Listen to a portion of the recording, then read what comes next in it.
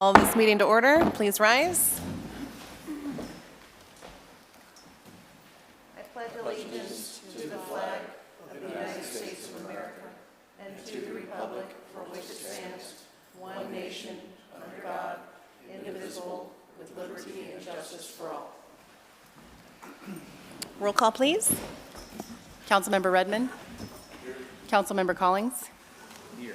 Councilmember Stearns. Here. Mayor Pro Tem Sackleth. Here. Mayor Klur. Here.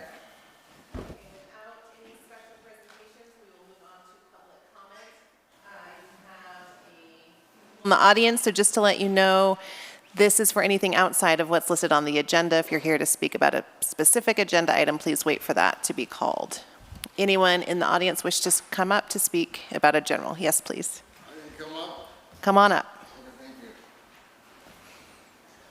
Please state your name and where you're from. It's Tracy J. Costello, 107 North C Street. Letter C is in the word cat. Just wanted to, I've had a landlord there and he lives there, and we've gone round and round with gotten help from Robert and other police. They've told me that they can't mediate. So I do have a suggestion that the city established panel a committee that can review landlord issues, tenant landlord issues, because the police are not authorized. I don't know what law it is, but they're not authorized to mediate problems between landlords and tenants. But that's the policy. So, but it really comes to the chagrin of many tenants like myself. They're left at a loss when they're dealing with a landlord. You can ask Robert about my landlord. Is that you, Robert, over there? Anyway, yeah, and I also want to thank Robert for serving and want to wish him well in the coming years. And I think he's the best police chief we've had in years. He's the best chief we've had that I can ever remember. I've been here for over 30 years, so not in this area. So, I advocate a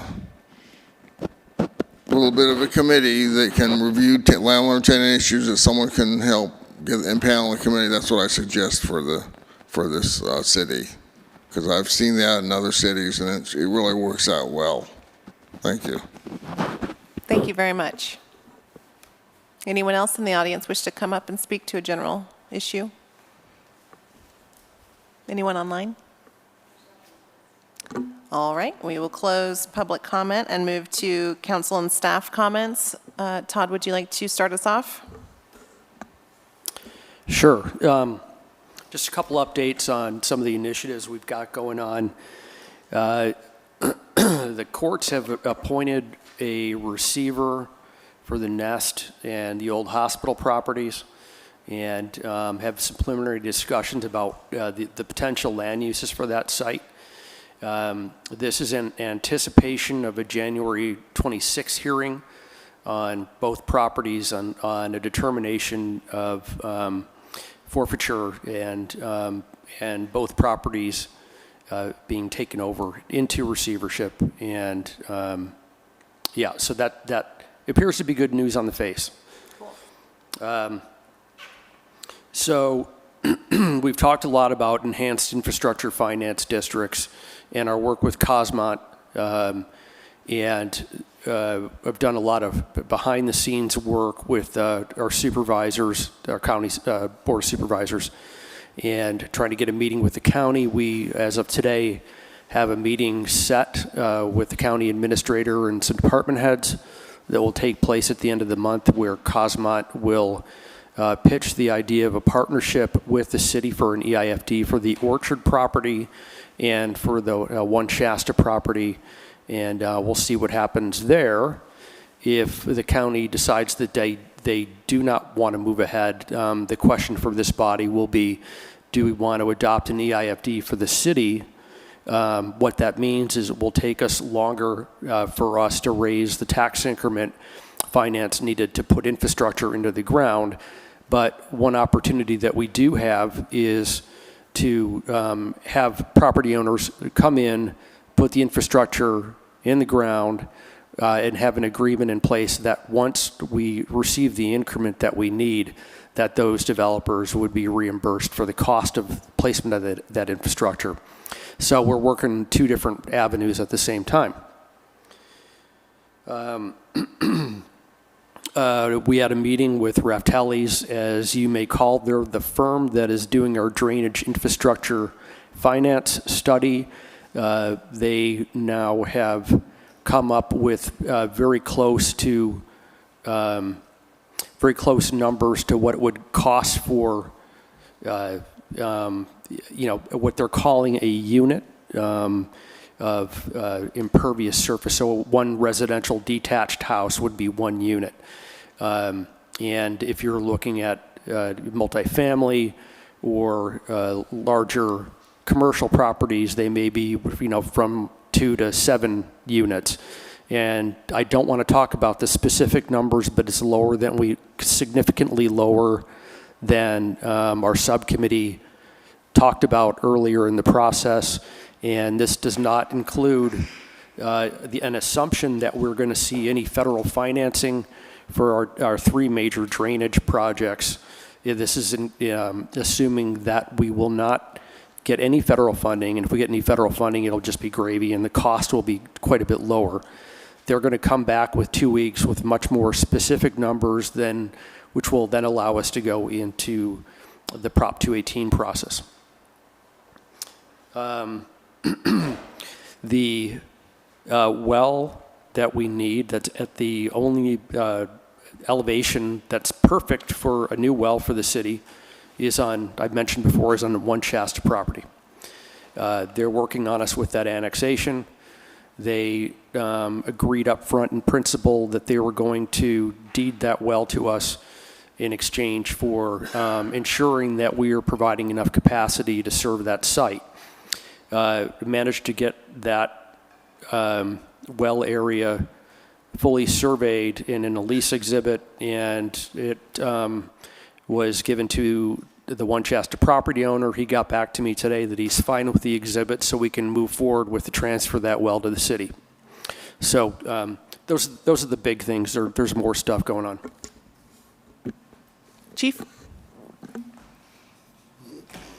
So for the department, just letting you guys all know that we now have a full-time officer assigned to the task force in Wairika. So this is his first week up there. He's pretty much overwhelmed right now, but we're looking forward. Everybody had a good Christmas. You can see we had our DUIs and stuff were up, so just a reminder to the public. We do offer a ride home if you've been at the bar drinking.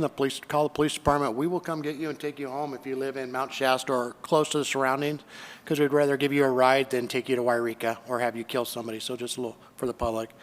And then finally, last council meeting, we had a member of the public use the public forum to make a allegation of misconduct against a police officer here.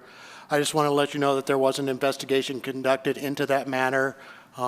We did have video and body camera, and it did clearly show that the officer was very restrained in his response and was exonerated of any wrongdoing in the matter. So I'd like to add a little bit to it.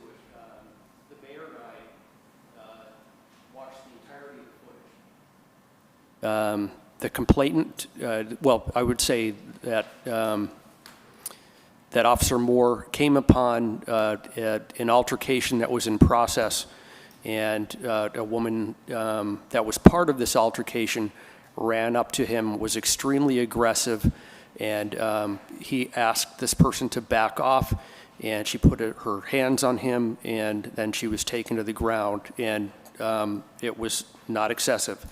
And trying to get her into the vehicle, I would say that our officers, and I'm not biased in this because I have concerns at times, but in our case, our officers showed extreme restraint. This person was kicking the inside of the door, was trying to kick the windows out. The idea that in any way this was an excessive use of force is farcical at best. Thank you. And I'll add, because I was one of the people viewing this footage, I saw it from beginning to end, and I agree with what's been stated, and would like to offer Officer Moore an apology that this came up in the first place in public forum, and hope that this exonerates him as best as we can do. But no force was made outside of, yeah. And then I just want to, for the public, if you do have a complaint against an officer of any type of wrongdoing, come down to the police department, get a complaint form. You can call. We will mail one to you. You can get one online. We will get you a complaint form. We will investigate every single complaint of wrongdoing that's made against a police officer. But there is an appropriate way to do that, and the public comment is not the appropriate place. But come in, fill out your complaint forms. We will actively investigate every complaint. Thank you.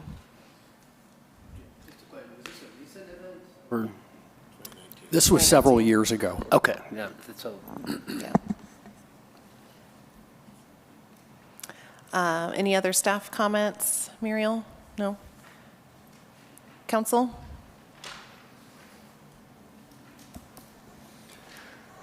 I'd just like to wish our community a happy 2023 and hope that we can go through this next year in good health, with joy, community, and prosperity. Anyone else? I wanted to make an announcement that I'm using my, I don't know if I can still call it youth, but my ability to get on social media and somewhat know what to do, and I'm trying to use my platform to create tourism and promote our businesses. So if you see me being silly on camera, that's my intent. So if you would like your business locally shown on Instagram, it's the Mount Shasta Mayor site, and we are hoping to increase tourism and knowledge of our community. And with that, we'll move to committee updates. Anything to report? Excuse me. The Downtown Advisory Enhancement Committee met, and we ended up going over the same items that we typically go over in terms of the Tree of Life statue and various initiatives of potentially expanding the district and what it would would be required to do that. The one issue that it seems like we might have resolution on is the idea of getting a contract in place with Pac Power for the placement of power box art. Finally, we got an agreement that Todd Andres, the regional manager, is signed on to. It's on our consent agenda tonight, and if approved, we can move forward with that piece. So, we've got a good crew that's on board the DIAC, and they've included on their own volition, we have one of the folks that is a designer that came up with a proposed design for a Parker Plaza parking lot, and it's interesting, but until we have snow completely gone and I have dimensioning on it, I can't really fully review it for its feasibility, but it's an interesting idea.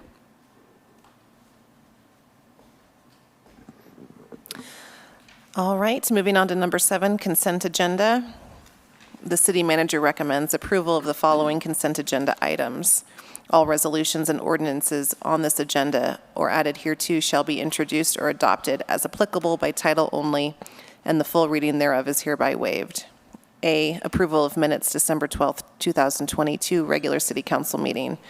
B, approval of disbursements, accounts payable 12/13 and 12/21, 2022. Total gross payroll and taxes for periods ending 12/11 and 12/25, 2022. C, committee minutes, Downtown Enhancement Advisory Committee, November 16th, 2022.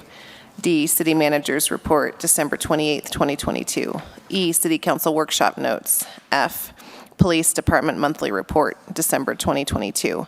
G, approval of contract with Pacific Power for Power Box Art. to approve consent agenda items A through G. Second. All those in favor? Aye. Aye. All right. Number 8, public hearing, first reading of ordinance CCO-22- do we have one of those? We probably don't have a number yet. Yeah. An ordinance of the City Council of the City of Mount Shasta adopting Chapter 5.50 short-term rentals. Todd, do you want to give a bit of background and then I'll jump in after you? Sure. So we've been working on this before I got here. We passed a short-term rental moratorium in February of last year, and would like to remind folks that the moratorium expires on February 13th this year, and we're getting down to the wire that we need to recognize that we have a number of revisions that are likely, and I'm hoping that we can come to some kind of resolution in language that we can come up with a modified, recommendation for council to move forward so we can get this in place. As it seems that we've got some folks that have submitted short-term rental applications in anticipation that there'll be some lag time between the moratorium and the actual passage of a full long-term, short-term rental ordinance. So that's as a reminder. The issue here is a couple things. I think we're all kind of settled on limiting any additional short-term rentals in residential areas. But the question seems to now hinge upon, do we stick with a hard cap, or do we go with a hard cap or a percentage cap on short-term rentals in the commercial area, or do we move forward with allowing short-term rentals by right in the commercial district with the idea that mixed use is a good idea, and having folks visiting the community and being part of that commercial district is creating foot traffic, which then creates excitement in other people visiting our stores. And I'm just mentioning that as one element to consider. It's not an me advocating for one position or another. Let's see if there's another issue I want to touch on here.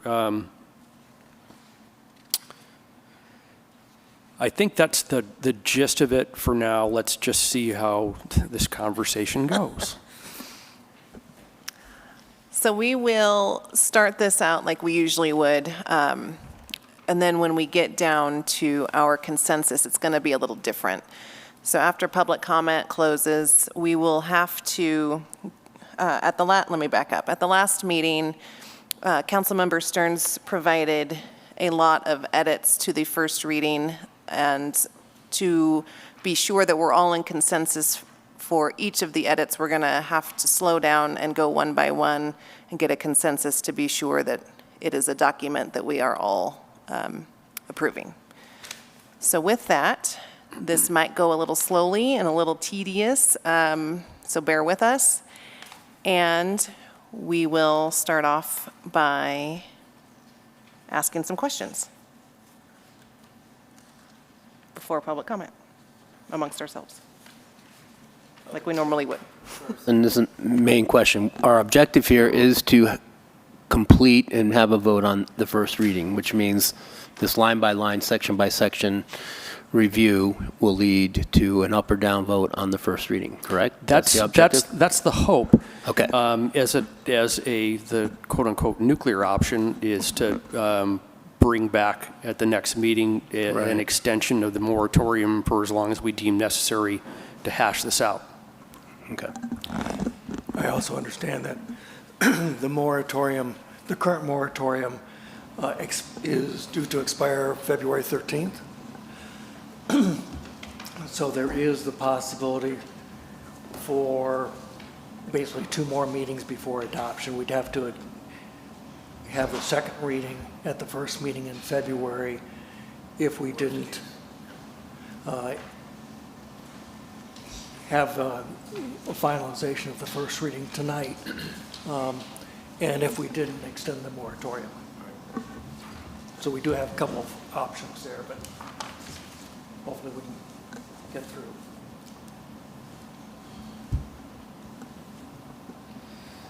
Any other questions before we? All right, let's open up to public comment. Anyone want to come on up?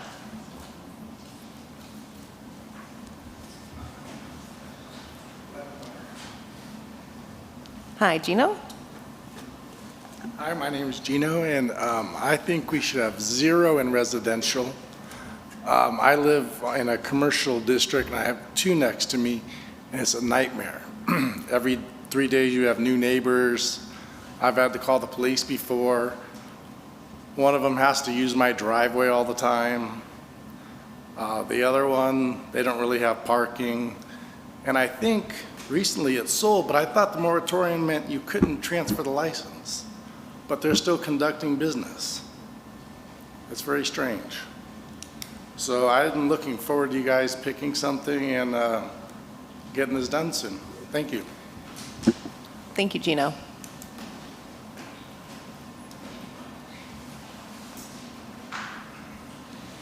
Hi, Sandra.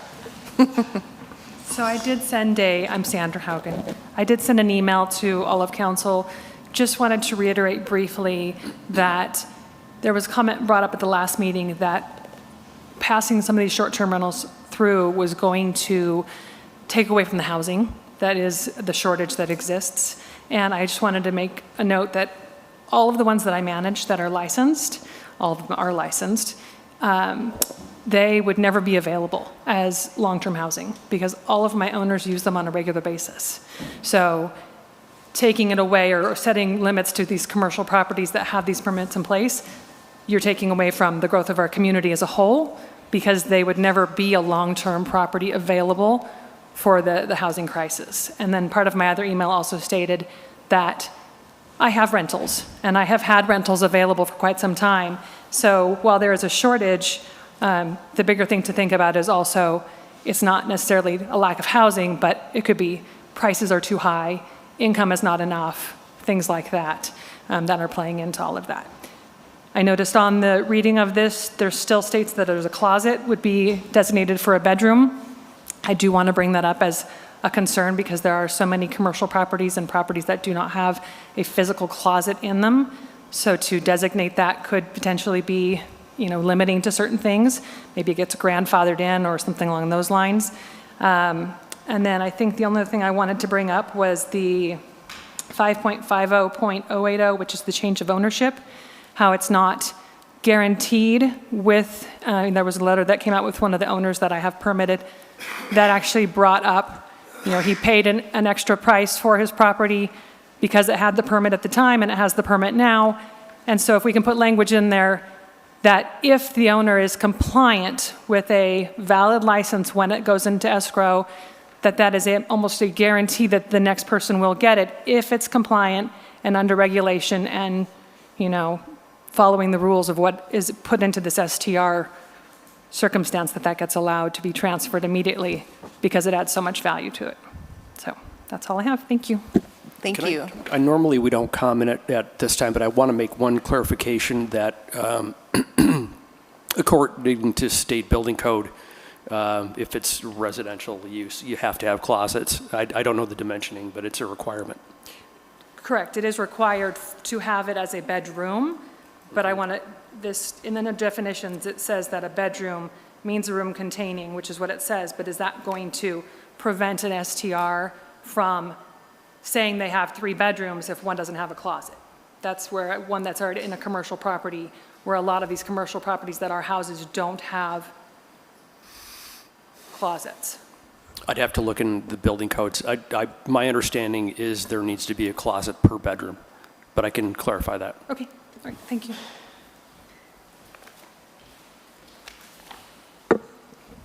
Anyone else in the public?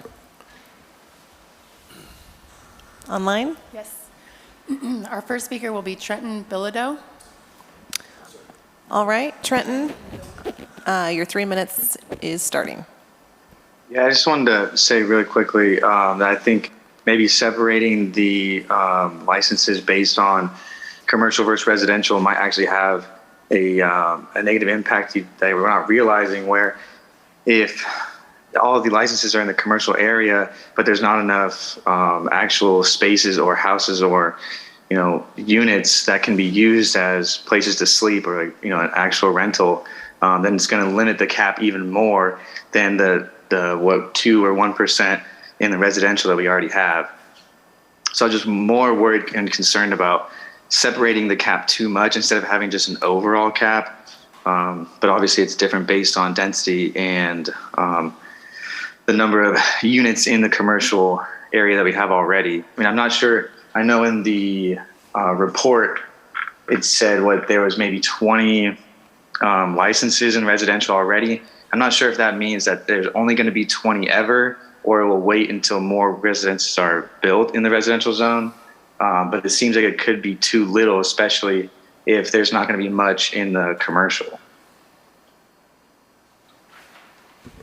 That's all I had. All right, thank you so much, Trenton. Our next speaker is George Lister.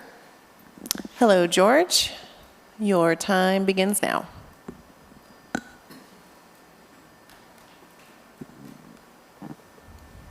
George, can you hear us? Try unmuting.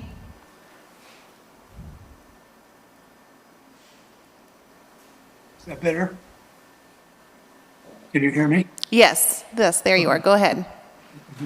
So, yeah, my home is, I think, in a residential area, and I have rented. I received a cease and desist order, which we paid attention to right away and stopped renting. But I'm wondering if there's flexibility, even though it's in a residential neighborhood. I have 2.39 acres of land. I was told that parking becomes a problem when you have short-term rentals. I mean, we rent one full bedroom and one bathroom only when we're in residence. We never rent anything out when we're not there. And there's probably room to park 20 or 30 cars right on my property. So, I'm just, because I'm new to this, I'm wondering if there is some consideration or some flexibility depending on the situation and and how, when it gets rented and how much it affects the neighborhood. And we only have one neighbor a good distance away. On the other side is woods, and that's it. So that's what we have. Yeah, George, hang on one second. We have a question for you. Okay. George, do you live in the city or are you out in the county? No, I live in the city. Can you tell us where you live? Yeah, it's on Nixon Road. Nixon. Oh, yeah, got it. Good. Shasta City Park. Yeah, thank you. Okay. Thank you, George. Thank you. Our next speaker will be Peggy Risch. Hello, Peggy. Begin when ready. Okay, good evening. First of all, I want to thank all the council members and staff for really bringing forward this very needed ordinance. And I know it's been a cumbersome process, and so just want to thank you for that. For me, having been interested in the short-term rentals since probably 2015, I've kind of watched the ebb and flow of how many have been permitted. In 2016, there were 5 legal ones. We now have, according to the staff report, there's 60, but that includes hotels, motels, and bed and breakfasts. So what I would ask the council tonight is to really get some clarification in terms of whether bed and breakfasts are going to be included, the hotels, motels, and inns are going to be included, or whether those are going to be excluded. Because when it's really important then in determining whether we have reached a cap, whether it's a hard cap or a percentage cap. So I asked you to get clarification on what is actually included, and that will really help everyone in the future, realtors, residents, council, planning commission staff. So I think also in determining what you decide with this ordinance, I think it's like we have, you eliminate hotels, motels, inns, and bed and breakfasts. We currently have 46 short-term rentals. And it's really, do we want more, the same, or do we want to gradually decrease the number of short-term rentals? As I mentioned before, I do support that there is continuation of the prohibition of short-term rentals in the R1 zone, which currently exists in our municipal code.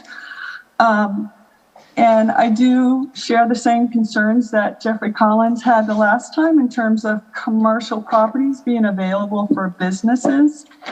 I did look back at my notes, and in just the commercial zone of Chestnut Street and the area of Mill Street from Alpine to High Street, there are 41 houses that exist in that area that if they are taken off commercial properties from a cap, they become available to be short-term rentals. So thank you again, and look forward to hearing what happens. Thank you, Peggy. Our next speaker is Johanna. Hello, Johanna. Begin when ready. Happy New Year, everyone. Yeah, thank you for considering all of this and getting some order to the definition of STRs. And I hope that the prior letters that I've sent on this at the prior meetings are still being considered, even though it's not for this specific meeting. So if someone could let me know on that, I'd appreciate it, because it's not clear sometimes when a subject like this comes up multiple times. But in those prior letters, I sent some definitions of what should be included in STRs. And one of the things that I think we should put into the definition is something to the effect that all units that are not long-term rentals, i.e. like over 30 days, and we have language to that effect so that it includes B&Bs, vacation rentals, or whatever you want to call it, mom and dad's, resort, or, it would capture everything and then say, excluding motels and hotels and anything on a large scale. But if you try to define every single term, you might run into the issue that we had at the last meeting, where there could be some or meetings where there could be some issues with people now trying to do B&Bs instead of when there's no owner present and things like, or anyone present, and that you put some rules around that as well, where somebody has to be present like on a 24/7 basis, like for a B&B, and maybe work that into the definition. But anyway, but the idea is to keep the definition broad, include all that are like that are not long-term rentals, except for like motels, hotels. And then the other point that I wanted to bring up as well is that have you considered giving licenses for, some cities give licenses for 2 to 3 years versus like a 1-year license or a perpetual license. And then also on the infractions that came up at the last meetings, there was a 6-month period to fix, but I believe it should be much more immediate. Some situations should be like fixed within 24 hours, like noise or other things. And I think it depends on what the infraction is, on how long they should have to fix it. But I think 6 months is way too long. So unless it's like a landscaping issue, maybe, right? So anyway, that was it. Thank you very much. Happy New Year. Thank you, Johanna. And to answer your question, speaking for myself, if there's a continuation of a agenda item, I always use what's been submitted previously.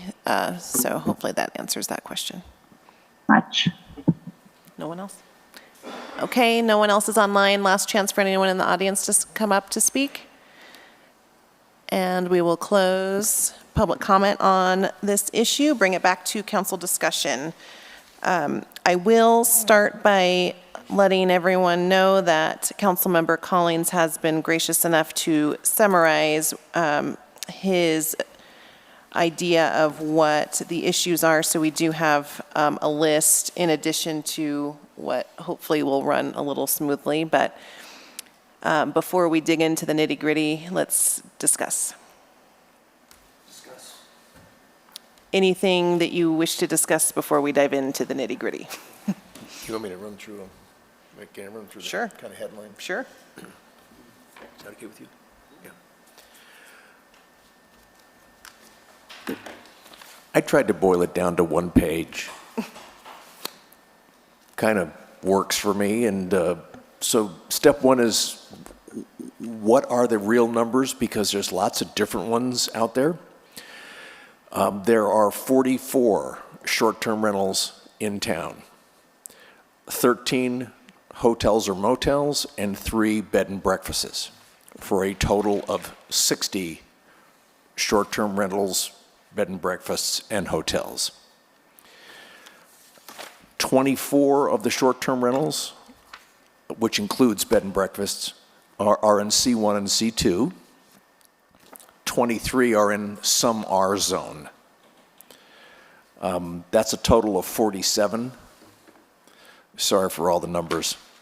And there are currently 1,895 housing units as of the 2014 to 2019 housing element, which is our latest one, although we'll be getting an update here very shortly. When we looked at percentages, 3% of 1,895 units is 57. 2.5 of 1,895 is 47, or the number of short-term rentals and bed and breakfasts that we currently have. Obviously, one of the things that we've got to make sure that we do is, do we want to limit hotels, motels, and bed and breakfasts?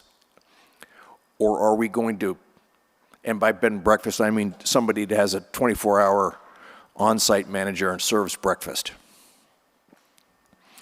And do we want to do that in C zones or R zones or both? Do we clarify the definition of short-term rentals versus hotel, motel versus bed and breakfasts in the municipal code, as has been requested by at least some people in the audience? And do we include hotel and motel and bed and breakfast in our STR caps? Meaning, when we're looking at putting these caps, be they numbers or percentages, is that something we're just looking at short-term rentals, or do we add bed and breakfasts, or do we add motels?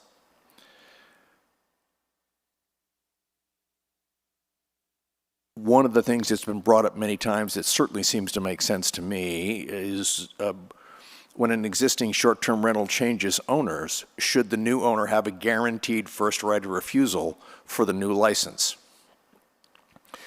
And then there's the other situation, which is there is a new license or group of licenses for a new short-term rental that becomes available. Should there be any priority given to any group?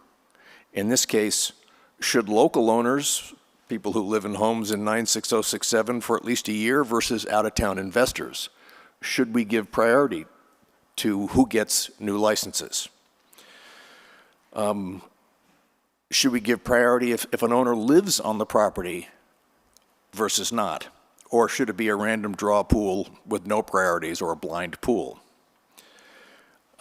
My headline on this, and again, this is just a place to start a discussion about, is that we remove hotels, motels from the short-term rental caps, because I don't think there's anybody here that wants to limit them. And of course, the option is to also remove bed and breakfast, because I'm not sure how many people want to limit bed and breakfast, at least in some zones. Cap the existing 23 short-term rentals, which includes bed and breakfasts, in all R zones at 23, meaning no new bed and breakfasts or short-term rentals in any R zone. They're capped where they are. They can be resold as short-term rentals, but that's not where we look for growth. We cap it and that's it. There is no growth of short-term rentals in the R zones over time. The growth is in commercial. That's one option. An option is to add short-term rentals or bed and breakfasts in R2 and R3 only if the owner is on property, because some folks will say, hey, if there's an owner who's on property 24/7, we shouldn't have a problem with expanding in R2 or R3. And of course, obviously, the other option is pick some total number of percentages that increases in R2 and R3 total the number of STRs. Relative to commercial, C1 and C2 cap the existing 24 STRs, and which includes bed and breakfasts, at a number or a percentage, with the option to limit any increases to only STRs with 24/7 on-site owners. That can be done in any number of ways. I'm not trying to say which way it should. I'm just trying to lay out what appear to be the options from the big picture for us to discuss. When a short-term rental is sold, the new owner has a guaranteed right of first refusal, including language in the city code. This seems to make sense. And the last thing to consider is when a new license for a short-term rental becomes available, give priority to local owners versus out-of-town investors is one way to do it. The option is to prioritize on-site owners or give no priorities to anyone. It's just a blind pool.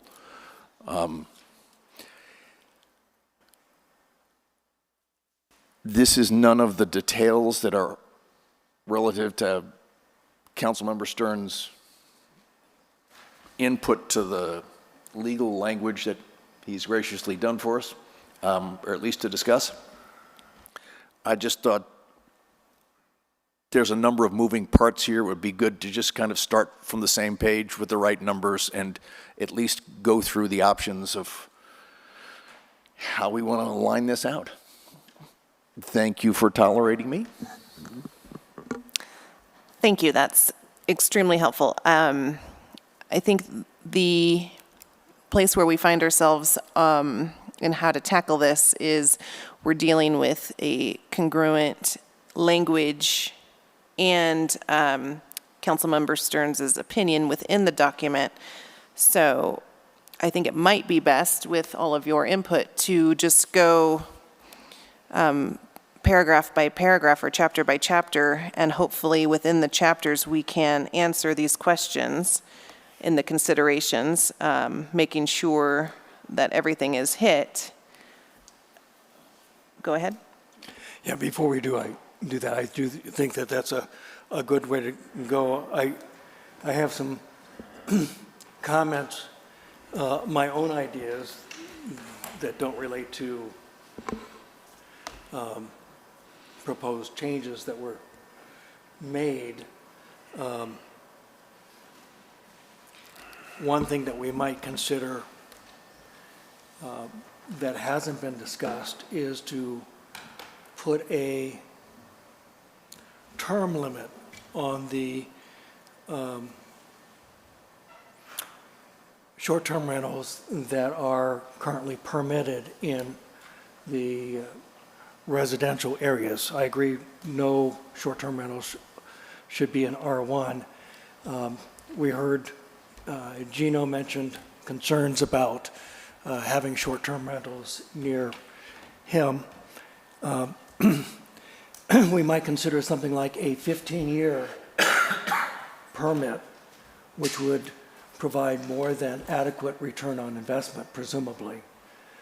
And at the same, so that would both provide adequate time for return on investment and also eventually reduce the number of short-term rentals that are in residential areas. If council is interested in preferring short-term rentals in commercial areas rather than in the residential areas. As to Councilmember Collins' comments, one of our community members wrote us an email suggesting that there be local preference. I think I'm favorable to that idea versus having people from Sacramento, Redding, San Francisco, whatever, just have remote. Is there a way, just to be cognizant of time, if there's something not on Councilman Collins' list, then bring up now. Otherwise, we're going to come to all of those. We'll go through this? Yeah. All right. With the only other thing that I would suggest that we might consider is instead of looking at the total number of residential units, housing units in city limits, which include the senior low-income residential units at George Washington Manor. It includes the low-income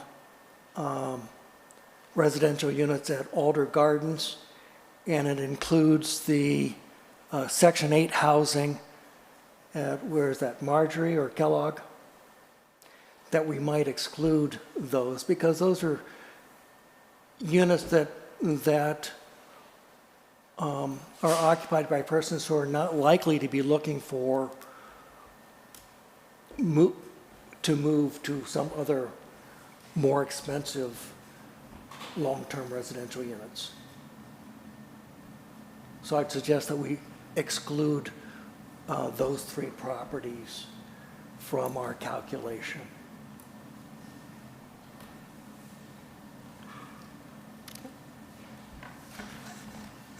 Anyone else? Yeah, regarding the bed and breakfast, comments from Councilmember Collins, I do believe we have separate code regarding bed and breakfast.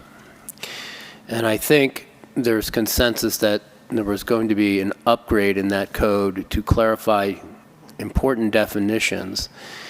If there's a worry that we're going to go beyond the three, and the three includes the latest one we approved, I think, I suggest we put a moratorium on bed and breakfast until the code is improved. We do that at the next meeting, actually.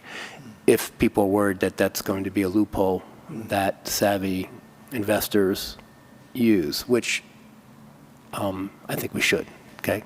I have street knowledge on that. So, yeah, that's how we don't have to include bed and breakfast in this. I think simplicity is important, not just because we want this night to end and we actually come up with a product here, but because this is about short-term rental units, really excluding bed and breakfast, hotels and motels. I don't think anyone thinks Let's just start the there. hotels and motels are an issue. Hasn't been a new one built in a while. And bed and breakfast, we're at 233. If there's a worry about that, then I would say put a moratorium on new licenses for those while the code is improved going forward. And since there's an existing code for bed and breakfast, this is actually new code regarding short-term rentals that are not bed and breakfast and not hotels and motels, and it needs to be attended to now. That's If you wanted an, excuse me, if you wanted an alternative to that, one thing you could consider is including so we don't have to define what is what, including bed and breakfast and short-term rentals as one and the same, as part of the same cap. And then you don't need to define either one of them because they're all part of the cap, whether it's a percentage or a hard cap. Just something to throw out there. But a bed and breakfast is supposed to have some inherent qualities. Yes. And so I think we'll stick with that code and improve the code. But there's some definitional problems with that code. And, yeah. I think we can maybe answer one of our questions now if we are all in consensus to only look at short-term rentals tonight, excluding Airbnbs, hotels, motels. Can we get on board? Airbnbs. I'm sorry. Yeah. Bed and breakfast. Bed and breakfast, hotels, motels. Yeah, I would suggest that we exclude the true B&Bs Yeah. and that we exclude the motels and hotels. Yeah. Yes. Let's move forward. Consensus? Oh, yeah. John? Yeah. Okay, we got one. That's one.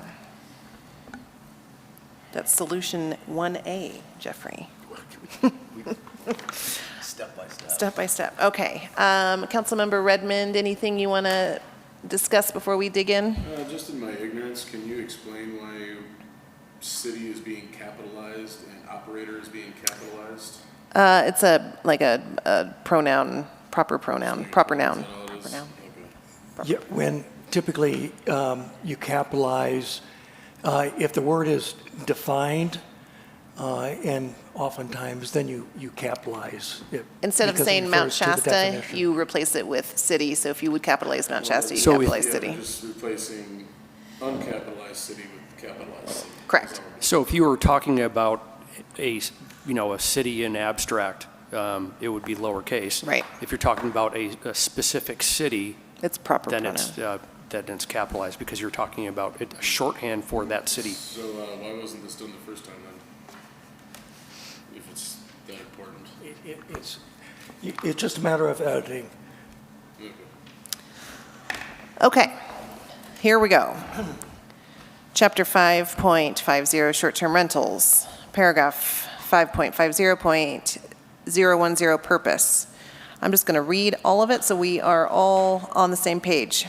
The purpose of this chapter is to limit short-term rental uses to prevent the loss of housing opportunities of residents, preserve residential character, establish operating standards to reduce potential noise, parking, traffic, property maintenance, and safety impacts to neighborhoods, and provide a registration process for the city to track and enforce these requirements as needed and ensure appropriate collection of taxes. I see no edits. Are we good with this paragraph?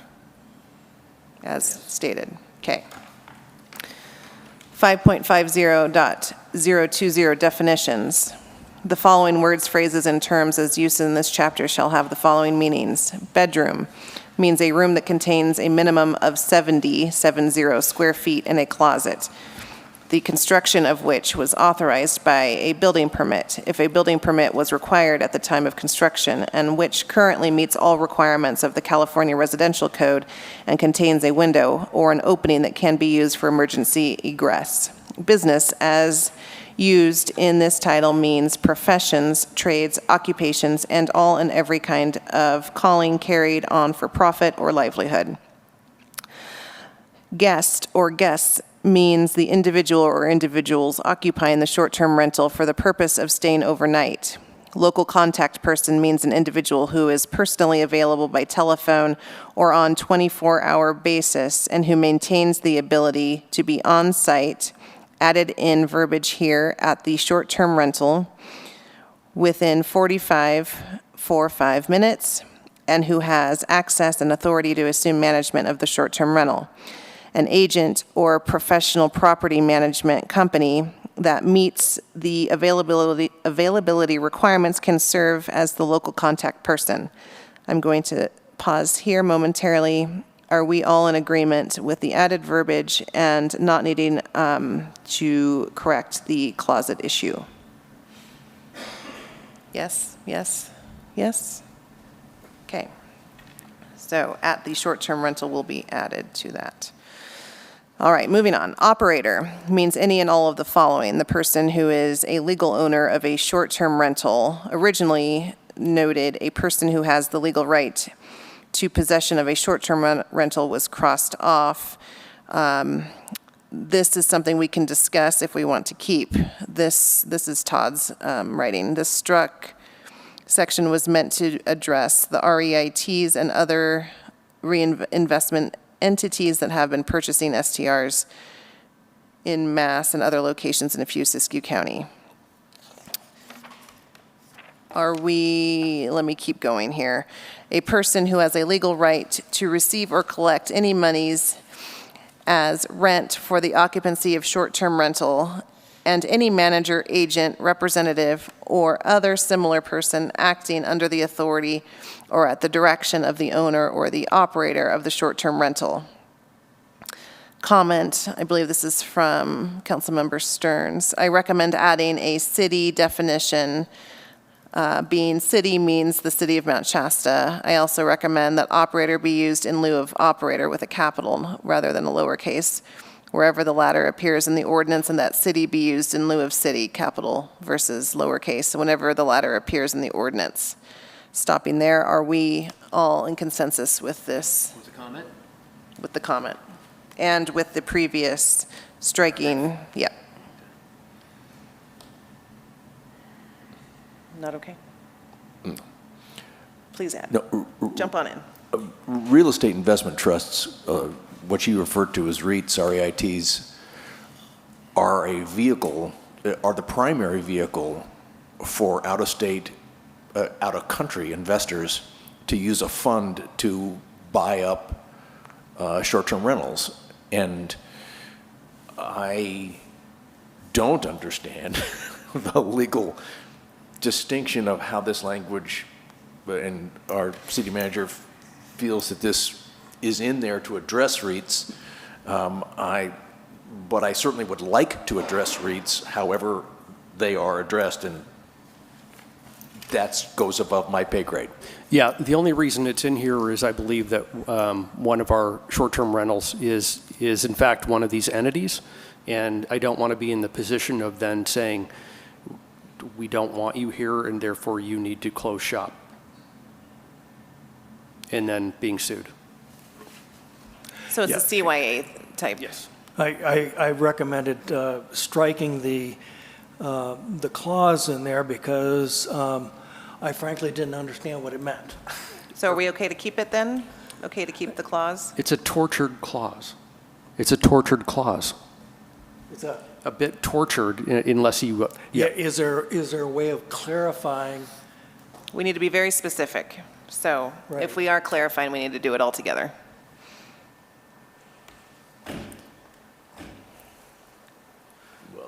Do you want to say a person who has the legal right to possession of a short-term rental, e.g. Sure. RIT or other investment entity? Yeah, that sounds great. And then we've got our CYA covered. All right. So REIT or other I'll so we reframe. keep the strike, we Keep- go with the strike, and then parenthetically. No. keep- So the no, strike correct. goes away. Comma, e.g. Remove the strike and Remove then the add a strike. parens with e.g. E.g. and REIT or other and entity. other So we're- investment Insert entities, So we're better defining that Someone has clause. legal rights, then you're going to define it even more. with a for example. Yep. Okay. Okay, so we're good with that Yeah. one. Are we good with the added city and operator capitalized? That sounds like proper grammar to me, so, Yes, you edited it that way all through? yeah. Okay. Okay. All right, moving on. Property owner means the. Page 2. We are on page 2. I think this is going pretty well. It's progress. All right, property owner means the owner or owners of record of the subject real property as shown in the latest equalized assessment roll of Siskiyou County or as otherwise actually known to the city clerk or the city clerk's designee. Originally written was including but not limited to individuals, groups, corporations, and other legal entities with at least 5% ownership in the subject real property. Councilman Stearns wanted to strike that, and Todd wanted it there for similar reasons as before. And frankly, I felt that if a if an entity, whether it's a RIT or some other entity, is the owner of the property, it's going to be recorded or reflected in the county records. Yep. So I felt that it wasn't necessary to add that extra clause in there.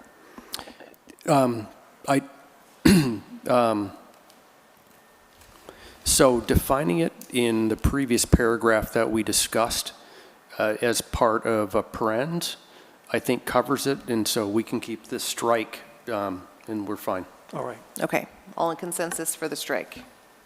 Yes, yes, yes. Strike stays.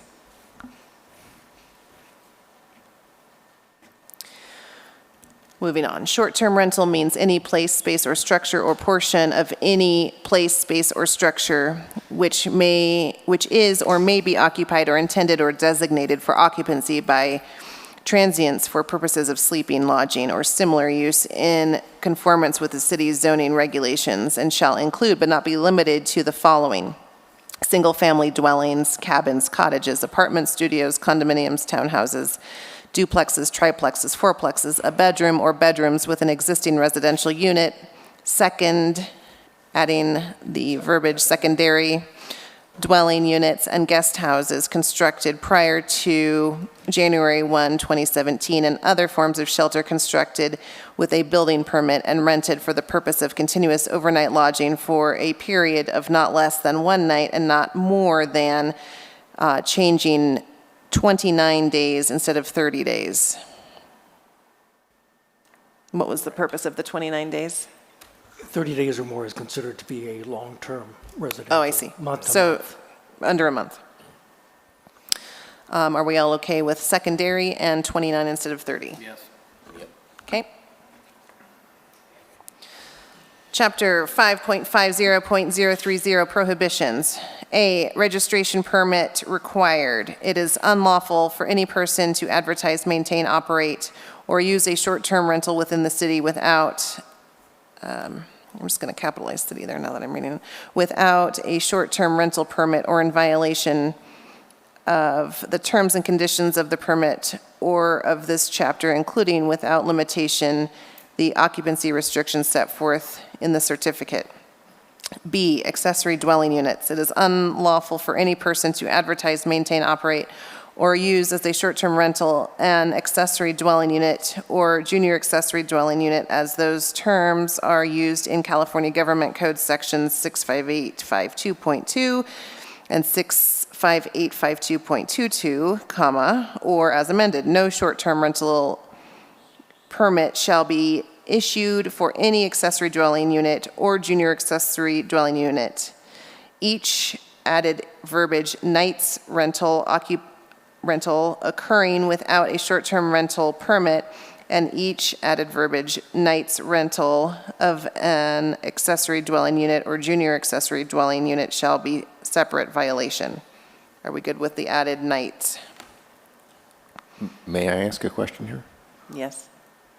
And Todd, because you were involved and he's not at Dunsmuir, why are ADUs not allowed to be short-term rentals?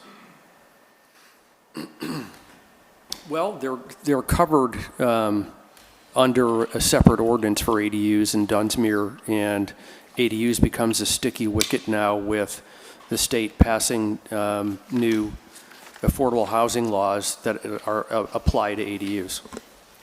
Yeah, ADUs and JADUs were specifically designed to increase long-term residential property. Or access. Actually, from what I understand, there's quite a bit of volume of those type of construction projects in different parts of the state where it's actually making some difference. In other words, the rental market has improved somewhat because of people taking their properties and adding these units, but not for short-term rentals, for long-term. And the idea was the same for here, but it really hasn't taken off. Thank you. And I can go down a rabbit hole with that one, but I don't think you want me to. So consensus for night added in? Yes? Okay. Yes. All right, C, prohibited short-term rentals, added verbiage. Short-term rentals are prohibited in R1 zones. And that's actually just moving the last sentence up to the first, because it's a primary concept, so you want to put the primary concept first. A structure or property with the recorded covenant deed restriction or agreement restricting its use, including without limitation dwelling units with affordability restrictions and dwelling units for which short-term rentals are prohibited, shall not be used for short-term rentals. Short-term rentals are prohibited in structures not intended for residential occupancy under California Building Code standards and this code. Last sentence moved up. I'm fine with that. Everyone good? Okay. Yep. D, added verbiage, no, incidental camping. A short-term rental permit does not authorize incidental camping, which means any overnight camping, sleeping in tents or on decks attached to the short-term rental unit, or sleeping in travel trailers or recreational vehicles parked on the short-term rental property. Are we good with no? Yep. E, grills and barbecues, added verbiage. Grills and barbecues other than, this is the last sentence moved up again. Grills and barbecues other than the electric-powered pellet grills and propane grills are prohibited at short-term rentals. Grills and barbecues are not permitted beneath a potentially flammable source, including trees, umbrellas, decks, and other appurtenant structures. All grills and barbecues shall be no less than 10 feet away from the structure of any flammable materials, such as a wood pile. Good with that moving? Yes. F, subletting. I don't know why that's highlighted. I'm not used to that. You can ignore the highlight. It was just, yeah, you can ignore that. Okay. Subletting guests are prohibited from subletting a short-term rental only. Only operators with a valid short-term rental permit may advertise and rent a residential unit as a short-term rental. So unhighlight and F is fine. G, special events. Added verbiage, short-term rentals shall not be used to perform lowercase weddings, conduct corporate events. Added verbiage 4, commercial functions and any other striked similar events which have the potential to cause traffic. Added verbiage problems, parking. Added verbiage problems, noise, problems, or strike other. Added verbiage, a nuisance, strike problems in the neighborhood are prohibited from occurring at short-term rental property. Can I weigh in on that? Yes, please. I didn't think about this before, but I think that adding problems is a problem because you don't have a definition for a problem. I agree with So that. if you have traffic, it's causing traffic, it's causing, or maybe we can come up with something that's better, that we can define parenthetically, and excessive noise. Complaints? And noise complaints, traffic. How and about noise complaints? Yes. We will replace problems with complaints in all 3 instances. Yeah, that's fine. Okay. All other edits to this subparagraph, okay? Yeah, yeah. Okay. I mean, short of just saying short-term rentals cannot perform, boom, boom, boom, period. Don't list why, it's just not allowed. I don't have a problem with, the problem's a little nebulous, but going with complaints, sure. If you want to get really exacting, these things are just not allowed, period. It's up to you, folks. If for matters of simplicity, you want to just go with the one correction from problems to complaints is good by me. Okay. 5.50.040, registration certificate requirements. Annual registration required. Short-term rental permit Short-term rental permit shall be renewed annually, and separate permits are required for each short-term rental. Added verbiage, address. The permit requirements for short-term rentals are set forth below. The issuance of any permit pursuant to this article does not relieve the owner of the obligation to comply with the other provisions of this code pertaining to the use of and occupancy of the short-term rental, or added verbiage 2, the property in which it is located. Short-term rentals are allowed in C1 and C2 zones and within R2 and R3 zones, conditionally permitted, use permit approval required, that allow residential use with approval of a short-term rental permit. No more than 2 short-term rental permits shall be used to any property owner for short-term rentals. Are we good with those edits? Nodding. Yes. Thank you. B, now we're getting into the fun part. A total cap of 3 or 3.0% of total city housing units will be placed in the number of short-term rental licenses issued. The total number of city housing units shall be the total number of housing units reported in the most recent housing element of the City of Mount Shasta General Plan. Comment, Councilman Stearns, I recommend the number cap in lieu of percentage cap, and that the number cap can be adjusted by resolution. Comment by Todd, again, I'm one voice, but don't agree with this approach. With the growth in housing development over time, this will naturally lead to more folks wanting, my margins got cut off, but STRs to visit friends or family. So this is something we will need to discuss and come to a consensus on. And one other point to consider here, now that we are taking out bed and breakfast and hotels and motels, and you're now basing the percentage on 44 short-term rentals and basing it on 1,895 units, that brings the percentage down to 2.2% as a cap. So just something to also throw into the mix to make it messier. So just so everyone knows, the percent obviously will go up as housing development increases, so it allows a little more wiggle room. The number cap does not. Well, the percent one would not go up. The number cap, the number would go up. Right, sorry. Sorry, I'm backwards. Well, and then there's, the way this is written, there's no distinction between R1, R2 and 3. Correct. And C1 and 2. Where's the council's appetite for that relative to so maybe we start. emphasizing or Let's start there. de-emphasizing either Okay, one? just before I go on with my thoughts on that, and I have very clear thoughts.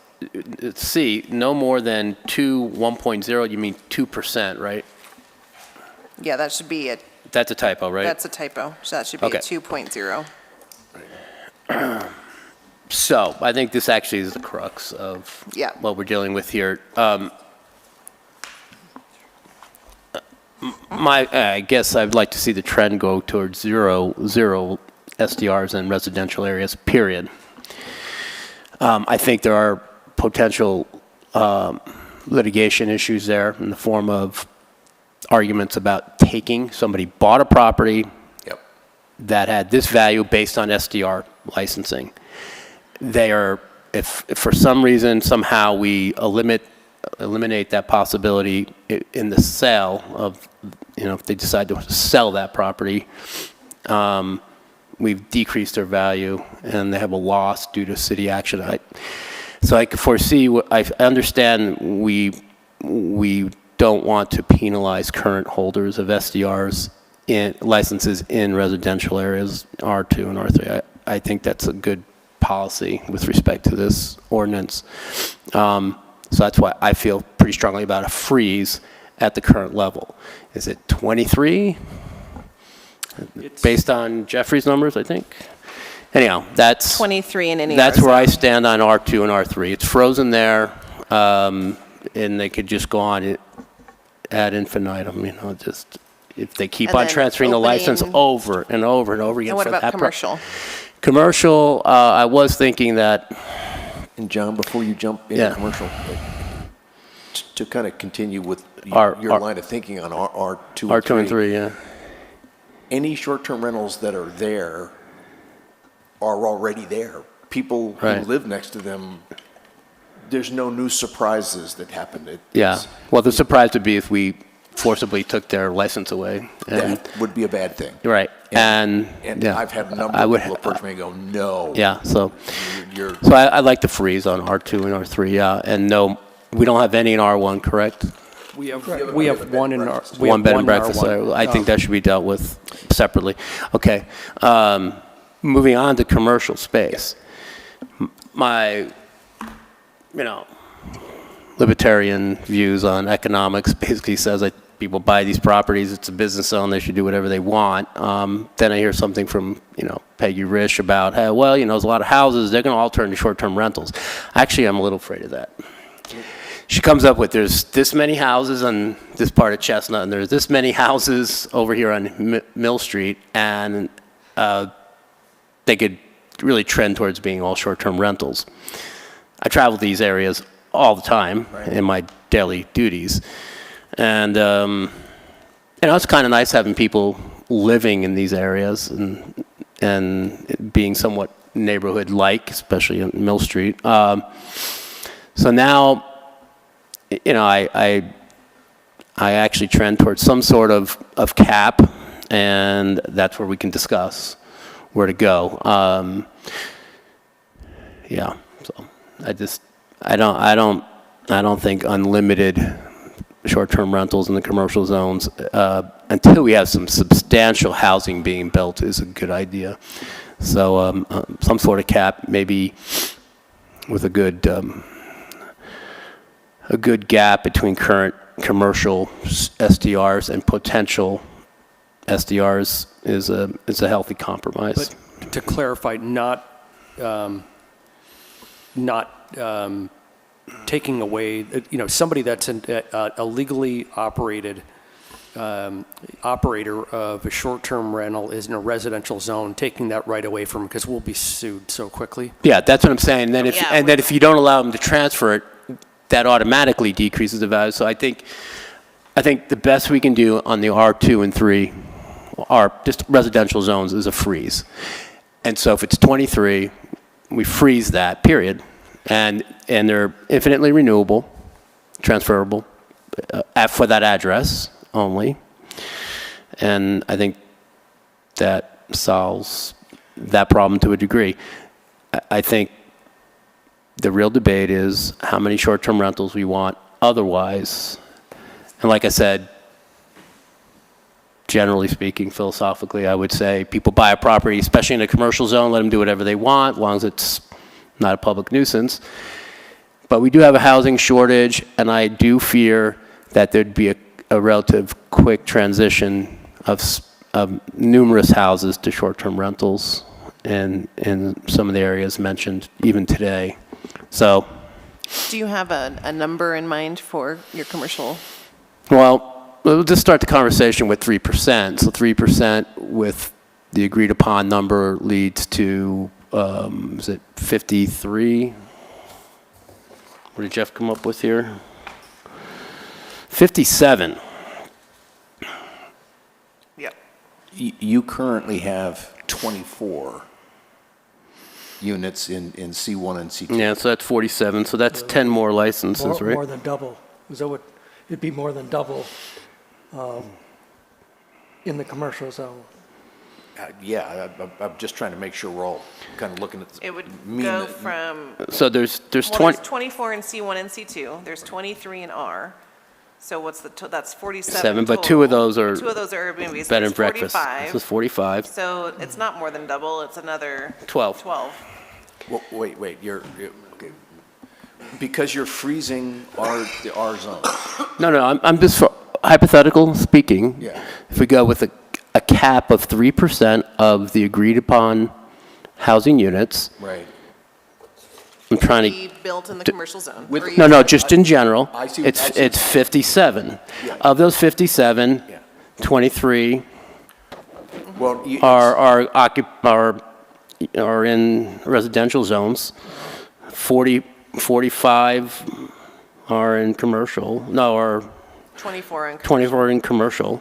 So, But the point is, those two added together is 47 minus the Minus two the bed and breakfasts is 45. So you only have an increase of 12 you overall. would- That would all be in commercial zones. Right. so it would allow 12 additional in a commercial zone and 12 additional period, and they would only be in commercial and as zones. residential Airbnbs or short-term rentals transfer hands, then that opens up a spot in a commercial zone. If they don't use renew. it. Right. Correct. So to me, the debate is 2%, 2.5%, 3%, 5%. Right. Where do you want to go? Or unlimited in commercial. I was leaning to, like I said, I was leaning towards unlimited in commercial zones. I think that's premature because there's a lot of talk about housing over here by DADCO. It seems to be held up. Shasta 1 might have some great project. I think they're going to get held up even if he's ambitious. And then some activity back off of Carmen, what's that property? Mill, The- Ream, the property off of Carmen and back in there, who owns that? Oh, the Moss property. Moss property. I think these are possibilities, but until you see actual groundbreaking and things being built, I don't think our housing problem is trending too favorably in terms of helping renters. I think we're looking at probably a 3 to 5 year Yeah. period. Yeah. Okay, just to keep the structure going, so we have Councilman Stackfleth with a recommendation to freeze in R2, R3, or residential, and a 3% cap, for the whole Without thing. further debate, I'll go with the 3. 3% that would be available, like the additional would be available in commercial zones. So Which would be Exclusively in a commercial zone. Exclusively in commercial, So which this would would have to be be rewritten. 12 units if we went with 3%. So, as to paragraph C, I think what you're talking about is changing no more than Current number. 2 or 1% of the total short-term, what was it, 1% of the short-term rental, basically putting a absolute cap. Paragraph C would be an absolute cap. Correct. On short-term The rentals. cap would be the present level. The present That's- level. yes. No new short-term Right. rentals. Correct. Right.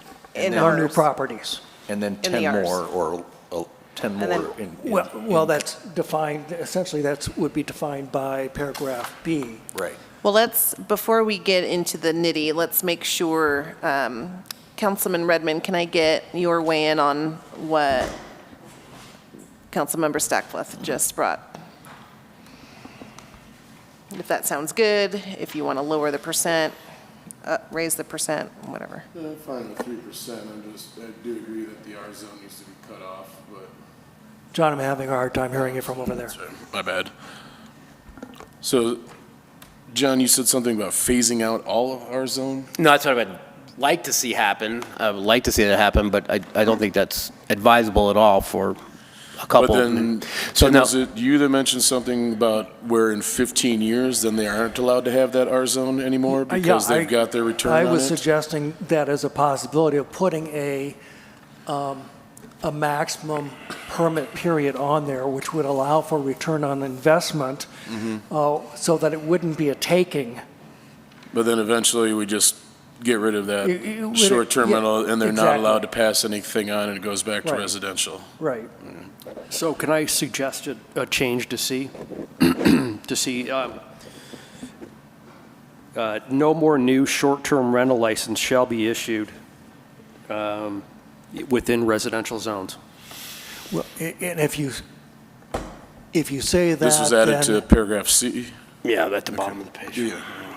He's suggesting that as. I would be agreeable with that, but I think there are some persons who are concerned about the possibility of being able to sell to owners that would continue on and then sell to other owners. Correct. So And that hinges on Councilman Stackfleth's point about wanting to, when a property turns over in a residential area that has a short-term rental license, that it does not transfer with the property. Am I stating your position correctly? No, I think it should. In residential. Yeah. Okay. He said that it would stay the same. Because you're saying we open ourselves up to litigation. then Right. We get sued for telling them, sorry, you've sold it, you don't Right. get to Right, keep it. and then it would decrease the value of the property. No, I think there should, Todd, I think there should be a freeze of the licenses in the residential areas for several reasons, but one of them, the main one is that there's potential for litigation and property value losses for those that hold the licenses when they tried to sell, et cetera.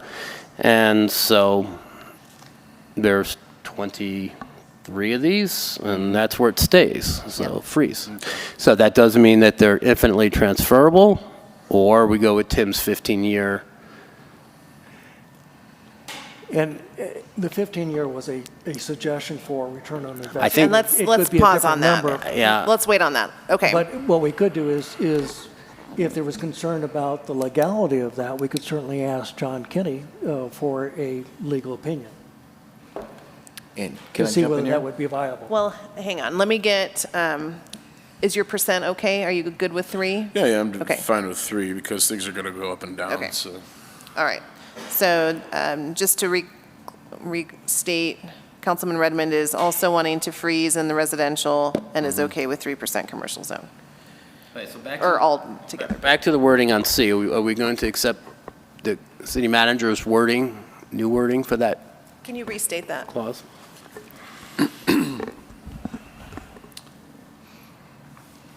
No more than, no more new short-term rental license shall be issued or shall be granted for short-term rentals within residential zones, period. Short-term rental license shall be transferable to the new owner when the property is sold. Okay. Okay. Okay. Yes. Jeff. Sorry for a complication of this. I got 2 comments here. One is 3% of what number, how often? Right, you know, right? That's, yeah. Right. It is, we're assuming it's the, The 1895. yeah, the 2014 to 2019, which will be updated in like a couple of months. And I have no idea what that number is going to be. We could see a relatively large number in change, but 3% of that number isn't going to change that Well, do we have a much. ballpark of the change? Are we talking 300 or 200 or? No, As no. far Maybe as how- not to just as exceed. From Maybe include 1895 not to to what? I exceed. mean, do we have any idea what it's going to go to? And It won't be. And, I don't think any more than like 30 or 40, at most 50 new houses in the last. you know, Okay, so we're talking about it going up to Oh, just no, over that was- 1900.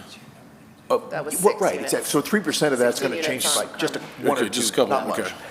But here's the the mayor raised a good point, if I may, and that is a combination percentage I don't think it's in here, and though. cap.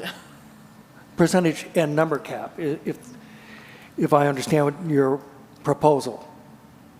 Is that something that you were proposing, was a combination percentage with a number cap? Well, I just threw out for Jeffrey that it could be a not to exceed number cap, if that would make people more comfortable. So what you're I saying really don't is think it would change that much. 3% growth up to say 70? Yeah, Something like yeah, hypothetically? yeah. Just at So we 70, can- no so more it doesn't- 3% is done so right if we there. have a boom, then we Okay. can kind of still have control, a little bit, anyway. Well, and I'm sorry for nuance here, but, and then how often is this number being updated? Are we getting annual updates? Yeah. How often? Manually with us? Are we waiting for the general plan to be Or housing? do we just wait every element? 9 years like a 2014 that we're Housing going on? elements every 5 years, I think, or 5 to 7 years, yeah. Okay, so in the last 5 years, I got 15 houses, 15 units here, 30 units, maybe? Yep. There's not that much growth. No. So if you're worried that there's going to be a pop in short-term rental licenses, I don't think you have a lot to worry about. Not right now. And what's the difference? So let's say we do have 300 units built, 300 housing units built in 5 years. 3% of that. 3% of that is 9. All right. And only going to be in commercial zones. Right. No, I got no problem. I just want to make sure when we talk about 3%. And something It's not is- particularly scary, and No. 3% of 300. And here's what that does. And some people may agree with it, or some people may not. But as you're adding additional housing to the area, should it come, you're assuming that you're then going to have an increase in folks that are going to want to visit their relatives, come back to visit their parents. And so you would want that number to increase tied to the number of new residences that are built within our community, right? Right, Yeah. and one would think there'd be some investment in motels and hotels too, which Correct. has not happened here Yeah. in a while, but at 300 units in 5 years, is that even likely? But let's say it does happen, Yeah. okay, like kind of miraculous. It actually happens. All these projects we're talking about actually occur in 5 years. So 5 years, we do a review of the housing units, and we add 9 short-term rental units. 9 units. 9 I units. think we can live with that. Yep. And once we adopt an ordinance, we can always amend it. So, Down, whatever. yeah. So are we okay with, number 1, freeze in the R zones? Yes. Yes. And that's C, and we're good with B. We're good with B. I would also ask that we consider the possibility of a term limit. I wrote that down. Can we come back to that at the end? Yeah, absolutely. Okay, just so that we, yeah, I didn't know if we were yeah.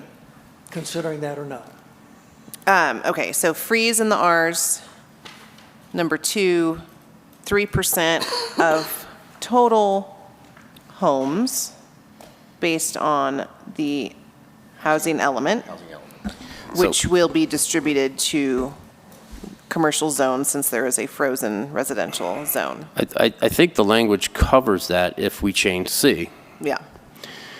And as far as saying specifically that it's 1895, I don't really think that makes sense. This is supposed to be a model from which to work, and so unless we need to mention that there'll be a housing quantity review every 5 years, we have to specifically state that. Or to be reviewed with each housing element that comes through. The housing elements every 5 years? Yeah. Okay. Yeah. Or unless we just bring it up and, like Tim stated. Okay, good? I think it's good. Good. Yep. Beautiful. Okay, that's the hard part, so now we can fly through this, right? Okay, so C is done. D, legally, So, go ahead. are you sure? Yeah. Okay. D, legally existing short-term rentals in good standing with the city shall be given priority in licensing. Good standing is defined as businesses which are current with city business licensing and tax payments. Added verbiage, continuously during the 90-day period prior to submittal to the permit application. Good with the added verbiage. Yeah. Okay. E, notwithstanding any other provision of law, short-term rentals that are, added verbiage, in good standing as defined in subparagraph D above and are legally operating on or before the enactment of this ordinances, that's a typo, shall be considered existing uses. Added verbiage, such short-term rentals shall have, strike, an amnesty period of 6 months after the effective date of this ordinance is striked, is being offered to allow these existing uses to be legalized by, added verbiage, to conform instead of conforming to the requirements of this chapter, including compliance with operating standards, registration, and record-keeping obligations. Transient occupancy tax payments continue to be required at all times for short-term rentals and must, added verbiage, continue to be collected and paid during, added this, strike, the amnesty period. Strike, applications to bring an existing short-term rental use into compliance shall be made on or before 6 months of the effective date of this ordinance. Existing short-term rentals that do not conform to the requirements of this chapter shall cease operation within 12 months of this effective date of the ordinance and shall be prohibited from resuming unless and until the use conforms to the requirements of this chapter. Comment, I recommend that 12 months be changed to 6 months because 6 months is the period given to conform to the new requirements. That was Tim. Todd says, in this case, I suggest 6 months for folks to get the word out. If they are non-compliant, they can get in gear to make required changes. This extension to 12 months is to ensure that the complicated cases can make it through the plan check, multiple trips to planning, and blah, blah, blah. Sorry, the strike-throughs are mine, and it's, and I know, sorry, that we would like to get people compliant sooner. We can write in here, sorry, 6 months. But my concern is, I've got a couple cases where I can't issue building permits for houses, and they're under the gun to get in there. And the holdup is they can't get a contractor for 4 months to put a curb in. And, the idea that, 6 months sounds great, but you've got to get if you in specific cases, you need an architect, you need plans drawn up, you need an engineer, you need it to get to the building department through planning department and make sure it makes it through plan check. They can line up contractors and get it built. And they might be able to do it in 6 months, but I think that may be a high bar to reach depending on what kind of economic environment we're in.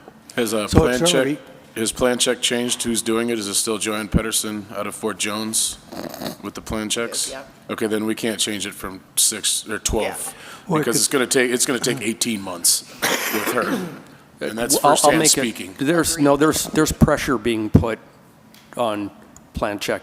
I think we can make 12. As in, we're getting a new one to actually get it done under somebody who knows how to use email. We don't have to send everything stamp-wise. Let's just say there is pressure to move more quickly, and that's happening. Okay. One compromise might be 6 months, unless the city for good cause determines that a longer period of time. I mean, does it matter, though, if we elongate it to 12 months? What will it hurt if we do that? Well, the purpose of the 6-month period is to get compliance. But what Todd is pointing out is there may be some instances where the 6 months is too short, and that would be a good cause for extending it to a longer period of time, to 12 months. I think if they're already existing if they're an already existing STR, 6 months is okay. If they're trying to become a new one and build it, then we got an issue with time on that. Yeah. This is pertaining to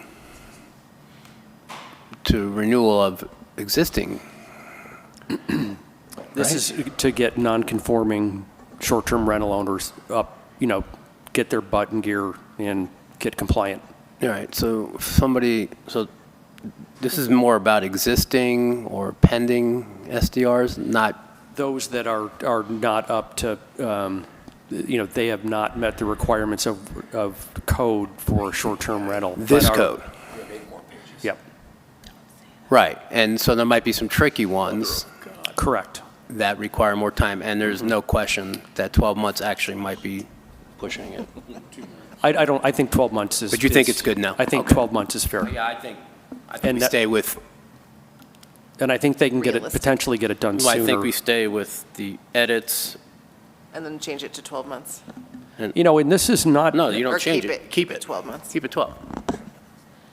No, Okay. the issue is whether you go to 18, but okay, 12. Okay, all edits, keep 12 months. Good? Yep.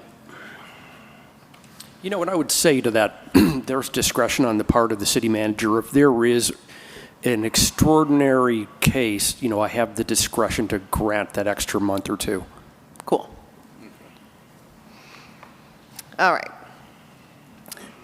F, application, you know what? Oh, I was going to skip over that, but then I saw someone. Application process. Prior to the advertising or making available of the short-term rental for renting, an application for a short-term rental permit shall be submitted by the property owner on a form prepared by the city, added verbiage, and the application be approved by the city. Good with that? Yes. Yeah. Okay, we're going to skip over the rest of the paragraph. In order to speed things up, with council's approval, I'm going to only read parts that have a change. What about comments, like, and comments. which is, Is that okay with everyone? no, that's actually not a 3. So F, the numbering system for F got kind of skewed, but maximum occupancy, the maximum occupancy of a short-term rental shall be 2 guests per bedroom plus 2 additional people excluding children under 5 of age. Occupancy limits shall apply between the hours of 10 p.m. and 7 a.m. Comment, I recommend adding no bedroom shall be occupied by more than 4 guests, preceding the last sentence. Is that a standard fire code thing? I don't know if it's a fire code, Okay. but you don't want to have 8 or 15 Well, some of the people. rooms are huge. I mean, And how does I've that been to get- Airbnbs and some of them are enormous. Exactly, how do we enforce this, Yeah. though? I mean, I if think if they shove like 8 kids all in the same room, so moms and dads don't have to be around them, how do Yeah. we tell them, It's up to the 9 o'clock at night, you can't do that? It's up to the operator. Right? I say we do not add the verbiage Yeah, as is, right. as is, okay. Next one is a few down, strike A, add in verbiage, written acknowledgement that the verbiage owner and operator, strike has, add have, read and understood this chapter, and add agree to comply with the city's, add law, rules, and regulations pertaining to business license, transient occupancy tax, and on. Good? Yeah. Next subparagraph reads, if the information supplied by the operator and the application for a short-term rental permit is not consistent with city records, an additional inspection may be required prior to or have the issuance of the short-term rental permit. An inspection fee shall be charged for the inspection. I recommend striking the phrase or after in the first sentence and adding a new sentence at the end of the paragraph such as, quote, if after the issuance of a permit, the city has reason to suspect possible inconsistency with the city's requirements, further inspection may occur and further inspection fees shall be charged for any such inspections, end quote. So again, it gets down to an issue of how do you enforce it other than if you get a complaint and then code enforcement that would be the mechanism in which we would enforce. And usually that would come in the form of a fine, so we'd be recouping our efforts there. Am I totally incoherent? No. I was trying to clarify and tighten this, make it clearer. I know where you're going with it. I guess my concern is the enforceability of it, and I don't think it would come to light unless there was, a nuisance at the house and code enforcement was called, right? And then, To me, the verbiage that's already there covers the city in case. When you talk about may require, additional inspection may be required prior to or after the issuance of the permit, didn't want a situation where some applicant says, give me the permit now and inspect it later. oh, that would be a non-starter. Well, but it could be read, it could be interpreted that way. So I was trying to get around somebody making that interpretation of the paragraph. Hold on, let me just focus.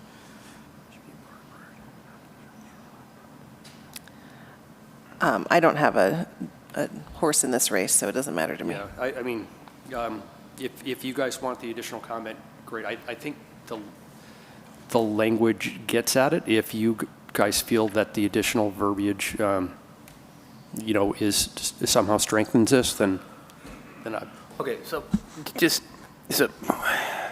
this paragraph, which Kathy, right, the numbers are wrong. You see that? Okay. Yeah. All right. So essentially, if someone submits an application that is wrong, fraudulent, incorrect, and the city notices this, then you take action. Yes. That's what I'm reading this paragraph Right, saying. and that's I'm where- not sure, and then that's going to require extra money be paid.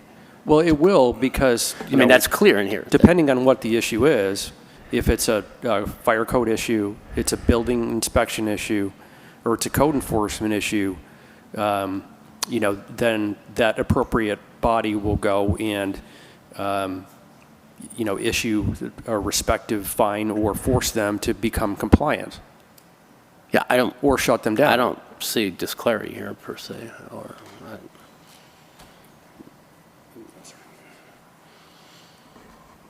Anyone have any leave, change? As is, I'm not worried about that one. Redmond?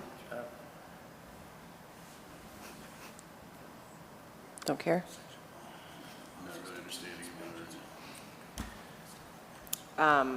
My prerogative is to leave it, but we're.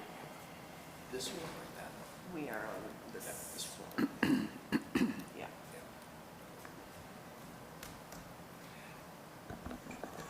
I don't care, I was simply trying to make it clearer and tighter. Okay. If you don't care, then let's keep as is. Okay, moving down. Actually, I can't really move down. G, term and scope of certificate. A short-term rental permit issued under this chapter shall expire at the end of the fiscal year for which it is issued unless revoked or suspended earlier. The permit authorizes the operator to operate the short-term rental only in ordinance with the terms and conditions of the permit, subject to the provisions of Section 5.50.050. Herein, a permit will be renewed if prior to expiration the following is provided: updated application information if changes have occurred, new certifications and acknowledgments required in subsections F.8 and F.10 above, and payments of the registration fee. Renewal applications may be submitted commencing on July 1 of each year. Renewals received after July 31st and the advertisement or operation of a short-term rental of which the renewed permit is not received shall constitute a violation of this chapter. I recommend changing July to June so that the renewed permit becomes effective July 1. Otherwise, the city will already be working behind time. That's right. I agree. Yeah. Good? Go with the recommendation? Yeah. Yeah. Okay. H, acceptance of registration permit acceptance. Added verbiage of a short-term rental permit by an operator of the short-term rental permit shall constitute acknowledgement and acceptance of and consent to the requirements and provisions of this chapter. Good? Okay. Paragraph 5.50.050, inspections.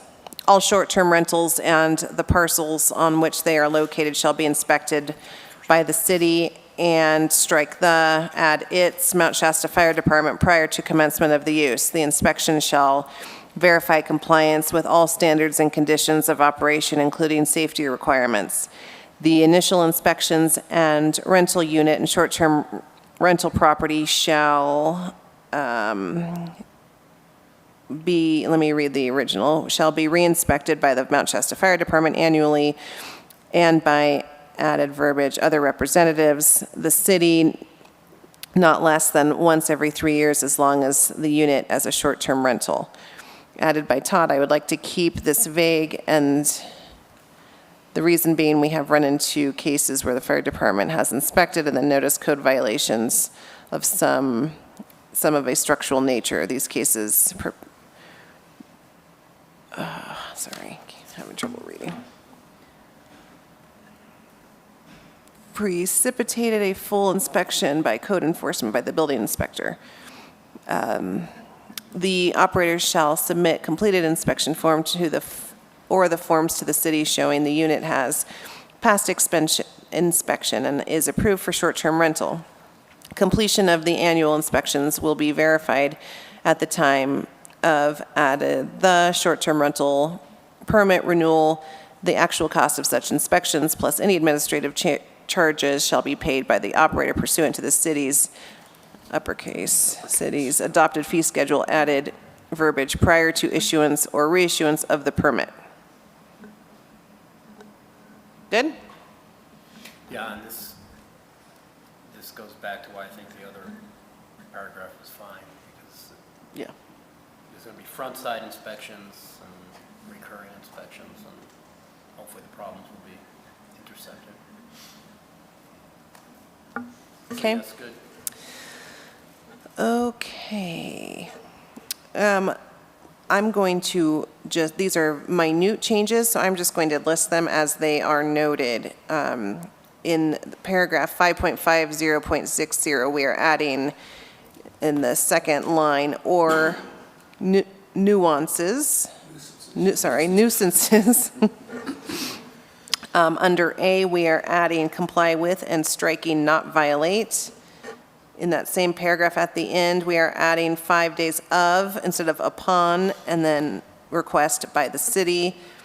The next, in B, we are adding shall be paid to the city, and at the end of that paragraph, it's responsibility of the operator instead of host. In C, the change is it's instead of or. And that's it. Are we good with all of those changes? Yes. Okay, 50. Trailers and recreational vehicles may be parked at a short-term rental in an unpaved area or in a location or manner that does not comply with city standards. We should, this is added comment, we should perhaps clarify that boat trailers are not to be parked in off-street parking spaces for designated vehicles. Designated for vehicles.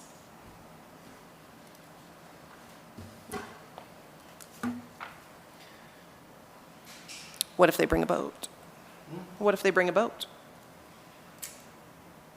Well, you've indicated how many parking spots there are going to be.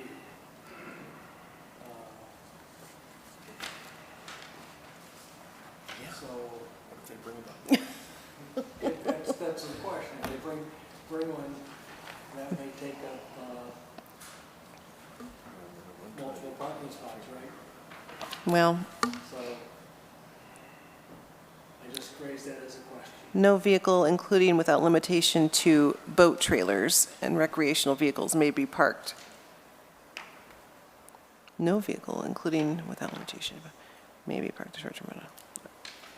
I'm fine with it as is. Anyone want to change it?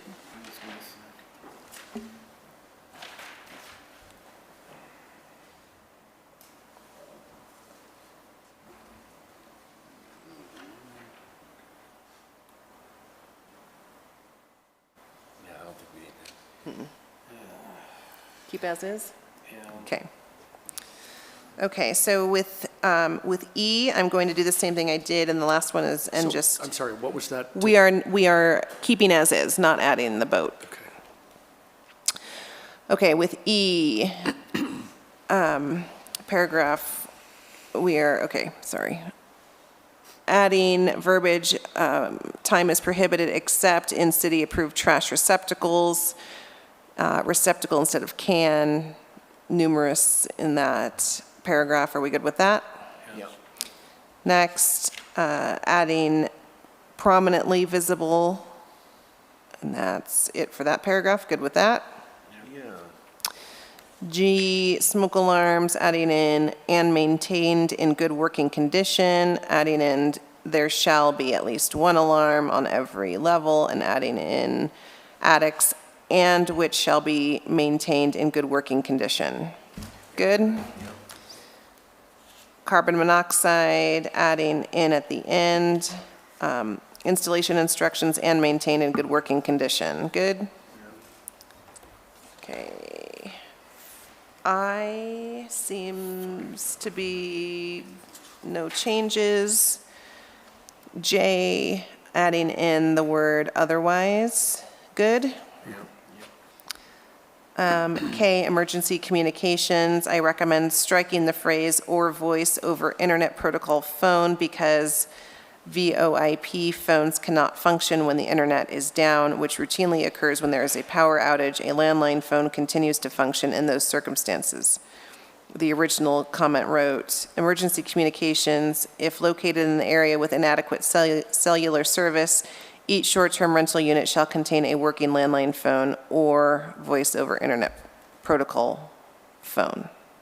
I have no idea what one of those are, so, Voice over internet? yeah. That's the type of phone I have in my office. They just are, other than power being on your old style phone, because lights go out, power's off, that phone will still work, voice over internet won't. Yeah. So with a landline, your telephone will work even in the case of emergency. Speaking to the mic. Yeah, sorry. Thanks. So that's the reason for striking the voice over internet, is it won't That's work fine. in the case of emergency. That's fine. Are they still going to have Strike the VoIP, landlines? Strike the VoIP. Strike the So, VoIP. so basically, this is essentially saying landline has to be the default. So why don't we just strike this, end the sentence at landline phone and forget any reference of VoIP because it's really Yeah. So is antiquated this saying then technology. that every short-term rental has to have a landline phone? Yeah, just put a period That's after. $60. Are they Yeah, still that's a gonna- lot are of they money. Are they going to still have landline phones in 5 to 10 years? I don't know that I like Does this anybody at under the age all. of 40 use a landline phone? I haven't had a landline phone in 10 years, so I don't have one either. Let's say. I don't know that we need to require, I think the or gives them I think, an to or. your It's, point, it's Tim, just in areas inside without city limits, there adequate aren't cell any places service, so that it's don't have not cell every service. short-term rental. I mean, if So you're, it's not a mandatory, but it says in, Inside city limits.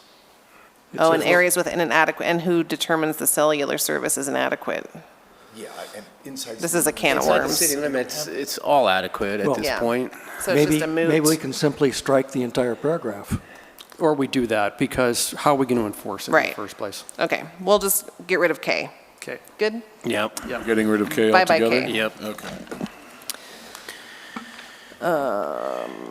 Okay, the last two are fine. Then we are moving down to 50.70, penalties, adding in verbiage, including injunctive relief. Good? Yep. 52. Got it? Yeah, basically, that was just moving injunctive relief from lower in the paragraph to up, talking about judicial remedies. And then in the same paragraph on the next page, it says, Tim wants to strike or maintain an action for injunctive relief. Todd's saying this phrase is important, but it looks like it was just moved, right? We just moved it? Yeah, it was just moved Okay. up to. Are you good with that, Todd? Because it's a form of judicial Okay. remedy. Fine. As is. As, well, yeah, correct. as corrected. Yep. You keeping the strike? Keeping the strike and moving it to the previous. To the front. Okay, number 4, To the- don't yawn on me now, Jeffrey. We're only halfway through this thing. Short-term rental permit of, are we almost done? We're Yeah. flying through? Yeah, you're killing it. Sweet. Got over the hump. Sweet. Short-term rental for which 3, comment, I recommend changing 3 to 2. This is not baseball. This is the city's attempt to ensure proper operation and compliance with the city's rules. At the least, this provision could state 2 violations may be revoked. I lean towards 2 also. 2's fine with me. Yep. Okay, good? Enough is enough. Yep. So change it to. Change to 2. Number 7, added word nuisance or A. Good? Yes. Okay, 53.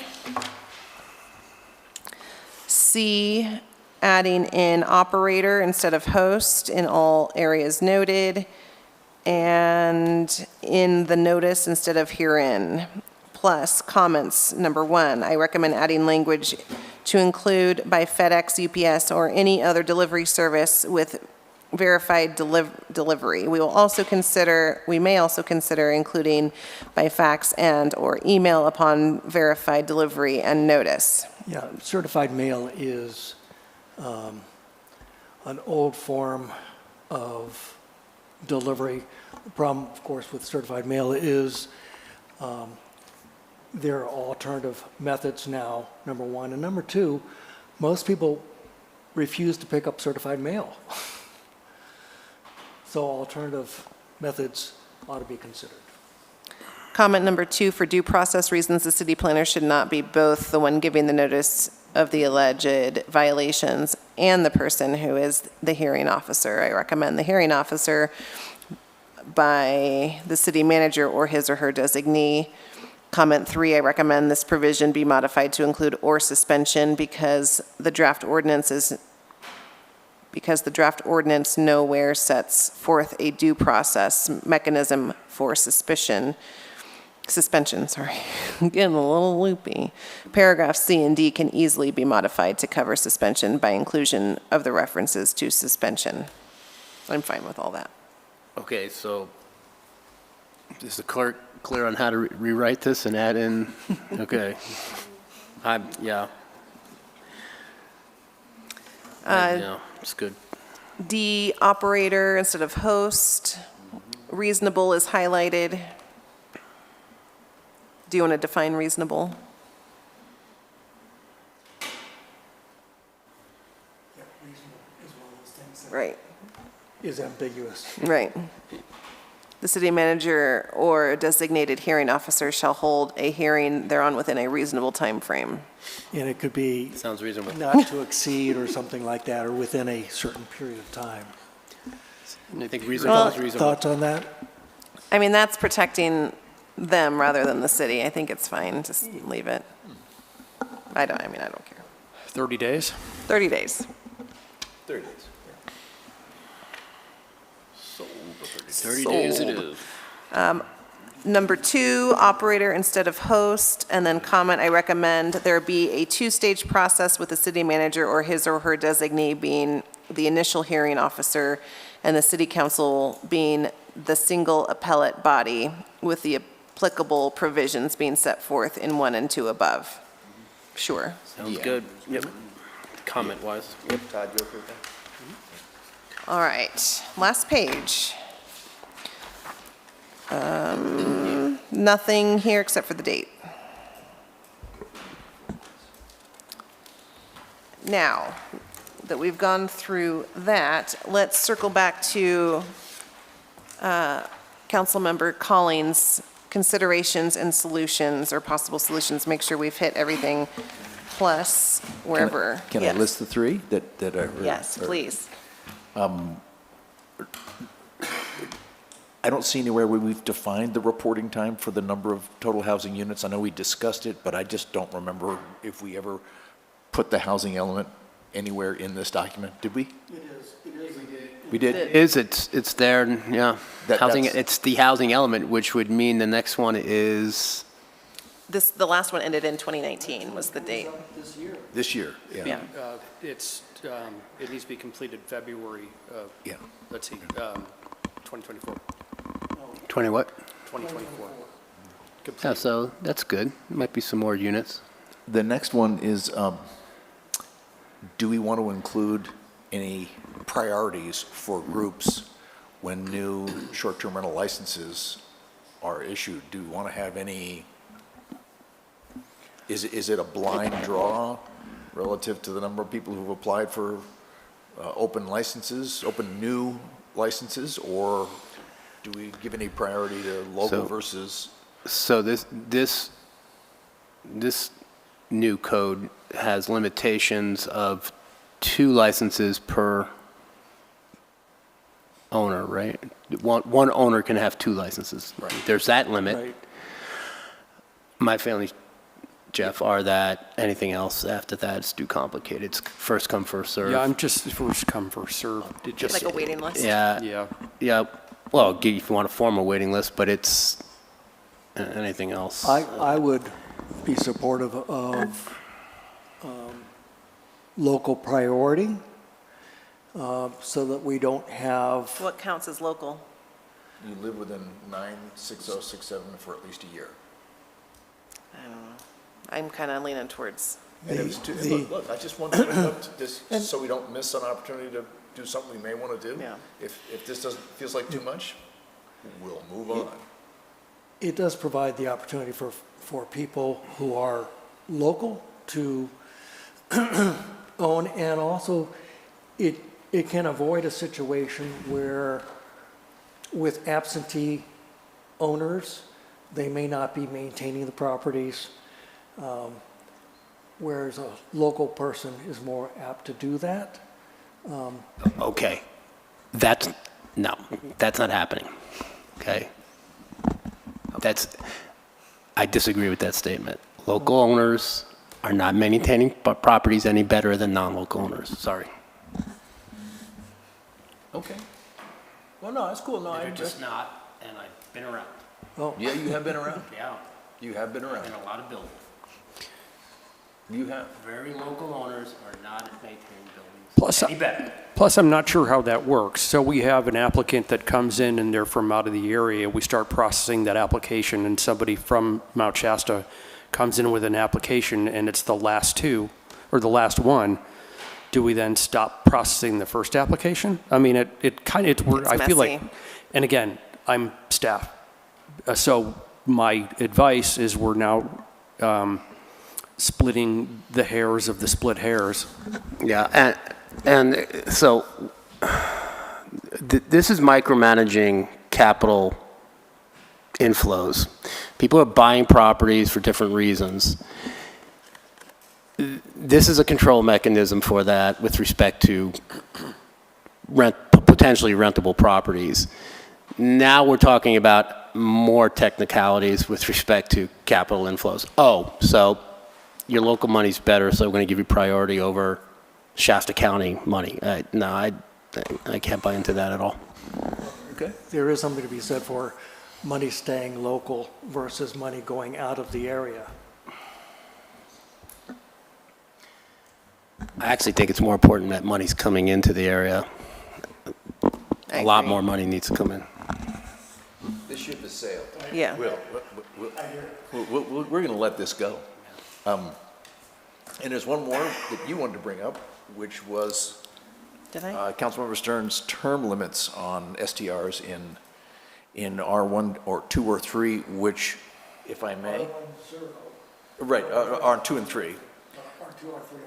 And it would only have to be newly issued ones, or do you want to implement a clock for those that have them? It's a clock for those that have them, because there are no new ones coming in. Well, assuming, A clock for future time. like transfer of property or whatever. Well, okay. And I just got to tell you, for me, I don't get clear on a whole lot real quickly, but this is one of those, no. I don't think you can. If you had a hardware store and you told them in 15 years you got to close it, Yeah. Well, here's the headline of why. We're doing all this in part because we're trying to address a lack of affordable housing in rental arenas. And taking those off, telling a second homeowner who rents their home out a lot, other than when they want to come up here, that, sorry, you're not going to be able to do that, isn't going to put that back in the long-term rental market. I don't think it addresses the problem we're ultimately up here trying to fix. And it just, real world, I don't think it addresses it. And then there's the other side of it, which is these people have, if they're not second homeowners, but they just have one that's in R2 and R3, they want to hold it, it's an asset, they want to sell it as an asset, they don't want any. Your business is good until after 15 years, in which case you're going to lose tremendous value because it can't be an STR No, anymore. it's messy. So it's messy, complicated, and Yeah. if we're going to freeze short-term rentals at 23 apparently in R2 and 3 and 0 in R1, except for that bed and breakfast, which is a whole separate story, I think we've done enough. Yeah. Okay, so I was trying to find some acceptable way to eventually phase out the short-term rentals in the residential areas. Tim, I would like it to be 0.2, but 23 is relatively small on a percentage basis. It's frozen. I think it's as good as we can do, and we'll avoid numerous type of hassles with a hard end, however you want to describe that, termination of licensing. Yeah, I think it's too tricky. It too was a complicated. proposed, not accepted. I hear that. Yeah. Okay.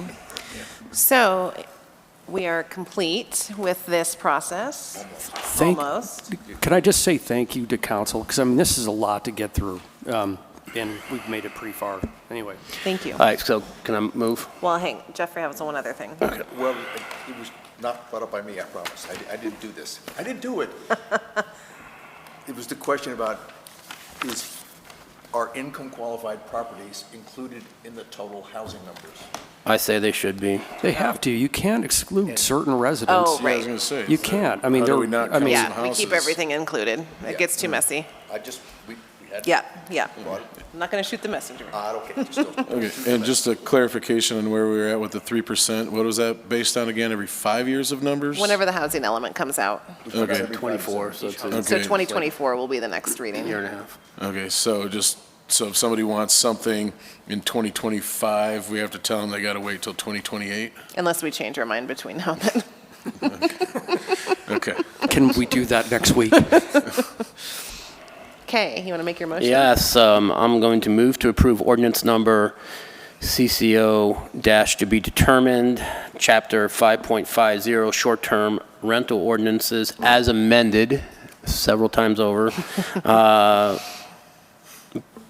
Should we say title by only? title only, even though we read the whole thing, actually.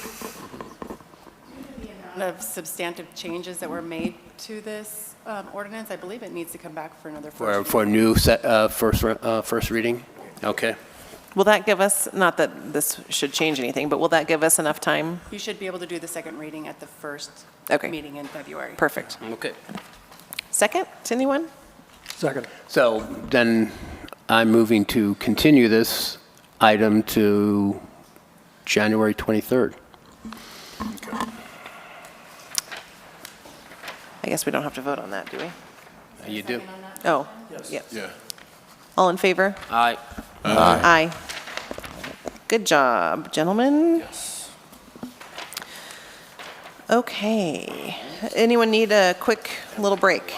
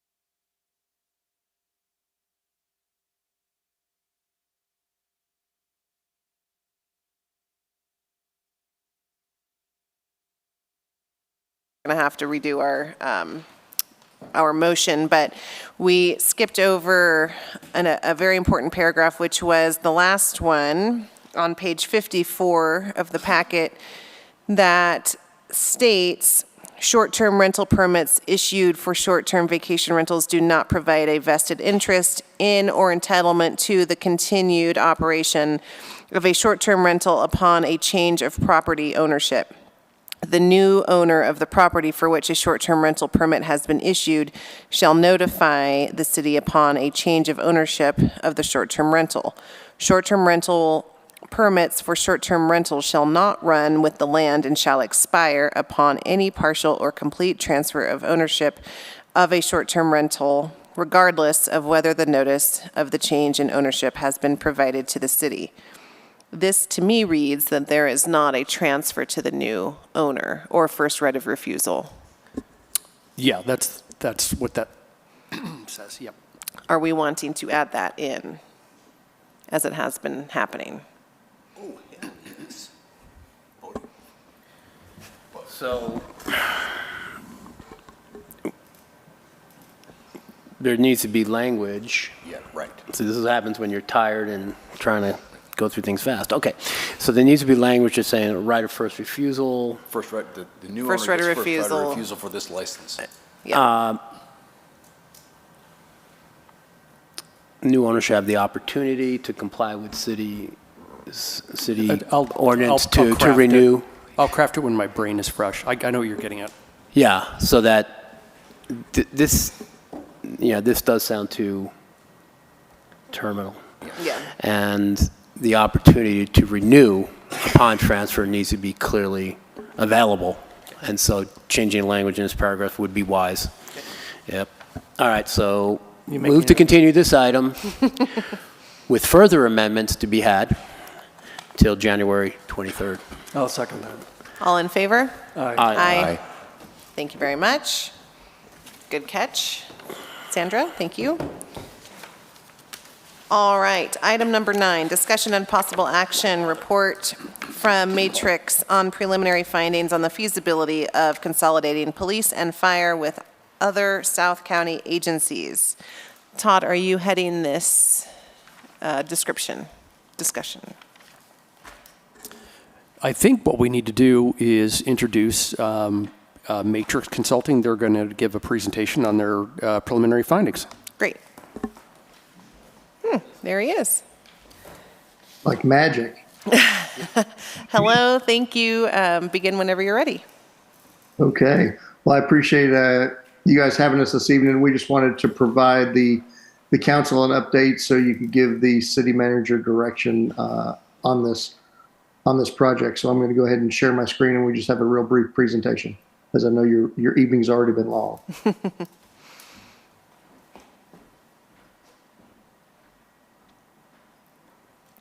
Can everybody see that okay? Yes. Okay, great. So just a quick background on our firm. We just completed our 20th year of consulting.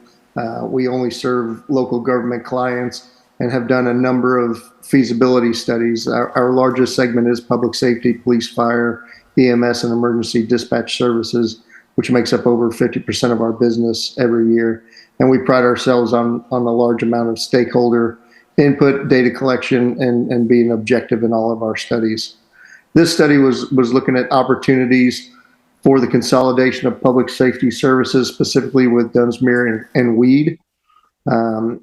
So in the initial phases, we reached out to them to gauge their acceptance and openness to the idea of shared services consolidation in any form in public safety services, and that's what we're here to talk about tonight. So like I said, we reached out and made contact with your city manager, police chief, fire chief, the Dunsmuir city manager, the Weed city manager, police chief, and fire chief. Dunsmuir contracts with the county sheriff, and we were not able to make contact with either that county sheriff or the fire chief during our attempts to reach out. And we did not reach out to the emergency dispatch centers for any of the agencies as part of the initial attempt to reach out. Also, it's important to note that we haven't received any data from any organizations to this date, so all of our findings are based on the initial interviews with the various organizations. So when we met with the city managers and department heads, what came to light early is there's very limited opportunities for cost savings or service improvements.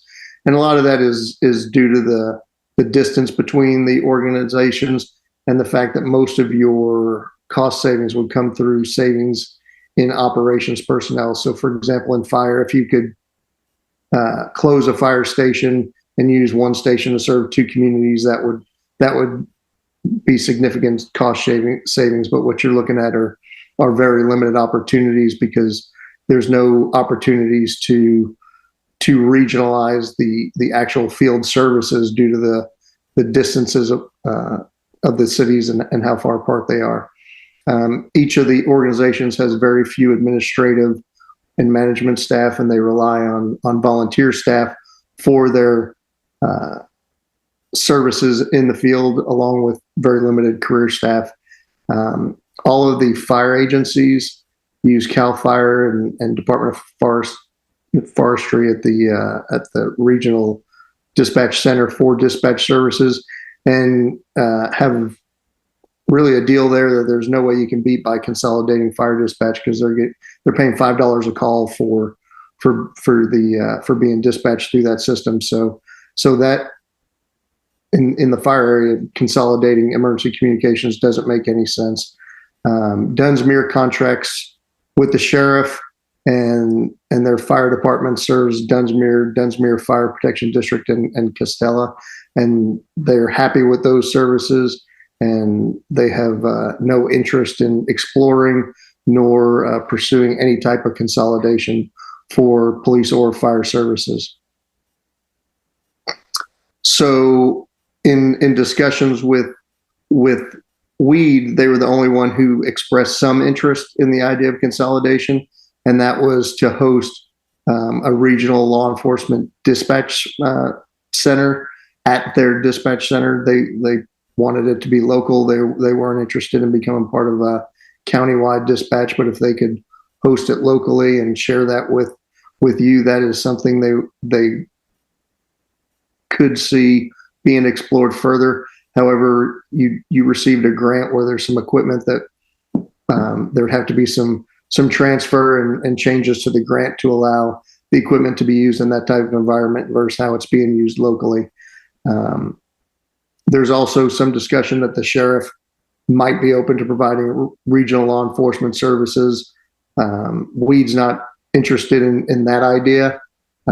It didn't sound like from the initial discussions that there's really much interest in you folks contracting with the county sheriff, but there is some potential interest for expanding the services of the sheriff's office.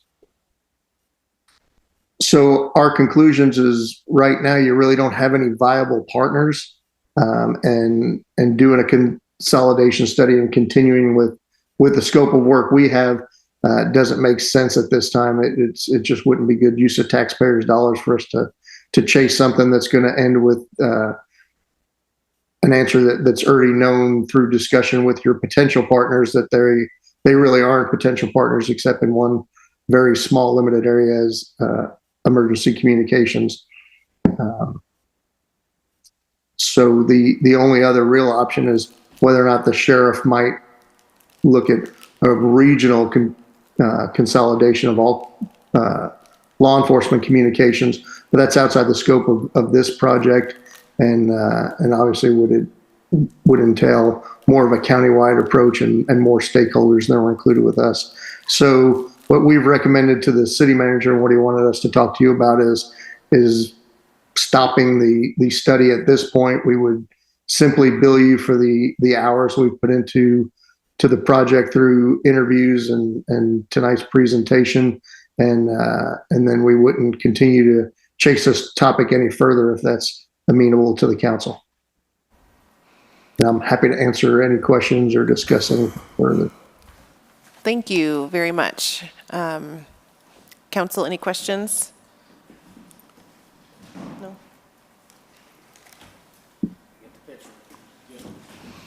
Yeah, you made your point very clear, and I appreciate your time and resources and your presentation and waiting out the evening tonight.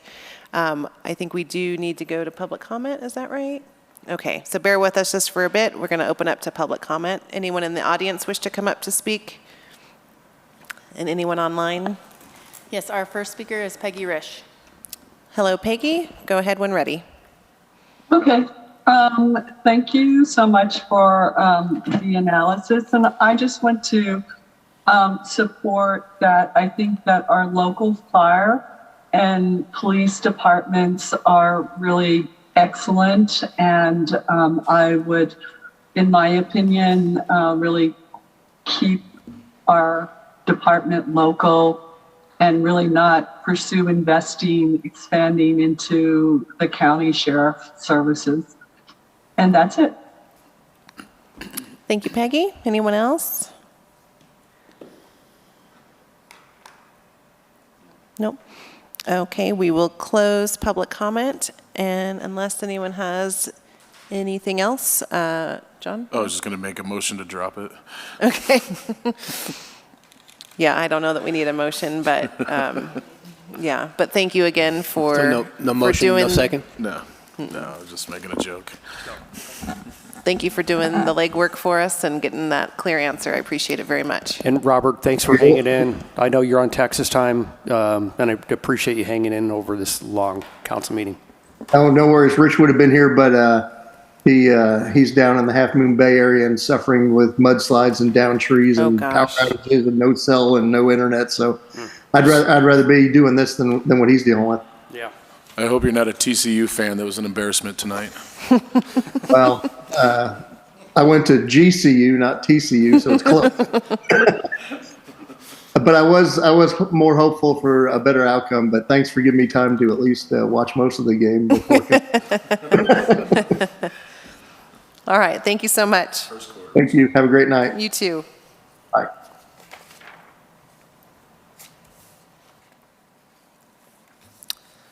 Okay, bear with me. I lost page number 10, or item number 10 here. Can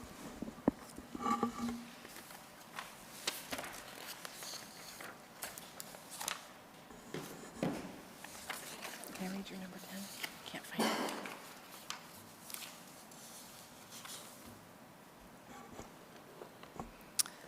it. Okay, agenda item number 10 is the RFP for planning services to navigate the LAFCO annexation process. Yes. So back in November, I brought an RFP to council, and the language of it that was approved, and I was to gather further research on a not to exceed amount to complete this work. And I talked to a couple planning firms, and each one had specific members that had LAFCO experience and annexation experience in Siskiyou and in Shasta County. And the consensus was for a not to exceed amount of $50,000. And, we received, since we posted the agenda, we've received a lot of good comments, and as part of entering into the LAFCO process, we need to do pre-zoning and look at that. And that pre-zoning will involve public outreach to make sure that we're getting it right. And what I would say is that through the annexation process and the pre-zoning, we're getting, by annexing in this property, we'll be able to form what happens that best benefits the city's land use desires, as opposed to leaving it up to the county. That is, if the county wants to agree to annexation. Great. Any questions from council? Public comment?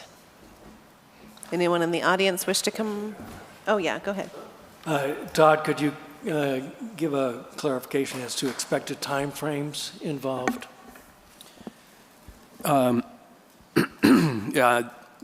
the time to complete this would be no more than 6 months. That's the hope. But whenever you're dealing with other governmental agencies and we're on their time frame, I can drive the consultants from my end, but there may be unexpected hang-ups on the part of local agencies. And will this include, will the services include tax sharing negotiations? No, that's a separate item that we'll need to look at down the line, but that will have to be part of anything before any annexation agreement is signed. That's going to be a hot topic. Good. Okay. Open up for public comment. Anyone online? No? Okay. Council discussion or motion? Move to approve a request for proposal seeking specialized planning services in support of the annexation of the 1 Shasta and the Orchard properties with a not-to-exceed amount of $50,000. Since it's not a I'll second that. resolution, I'm not going to have to say title only, I guess. Second. All those in favor? Aye. Aye. There are no outside reports for number 11. Number 12, you get to hear my voice a little more. Future agenda items and meetings appearing on the agenda within 60 to 90 days. A, special meeting to interview and appoint planning commissioners, 123. B, special meeting to interview and appoint committee members, 220. C, mid-year budget review, February. D, Downtown Enhancement Advisory Committee budget request, 123. E, discussion and possible action, vegetation management on city-owned properties to be determined. F, discussion and possible action, McLeod Avenue parking prohibition to be determined. G, feasibility and cost study for one-way couplet to be determined. H, discussion and possible action, sidewalk maintenance responsibility and options to be determined. I, discussion and possible action, affordable housing ordinance to be determined. J, approval of RFP to seek companies specializing in tax sharing agreements to be determined. K, resolution approving annexation of various properties to be determined. L, bed and breakfast ordinance amendment to be determined. Any other items from council to add? All right, I think we did it. We're adjourned.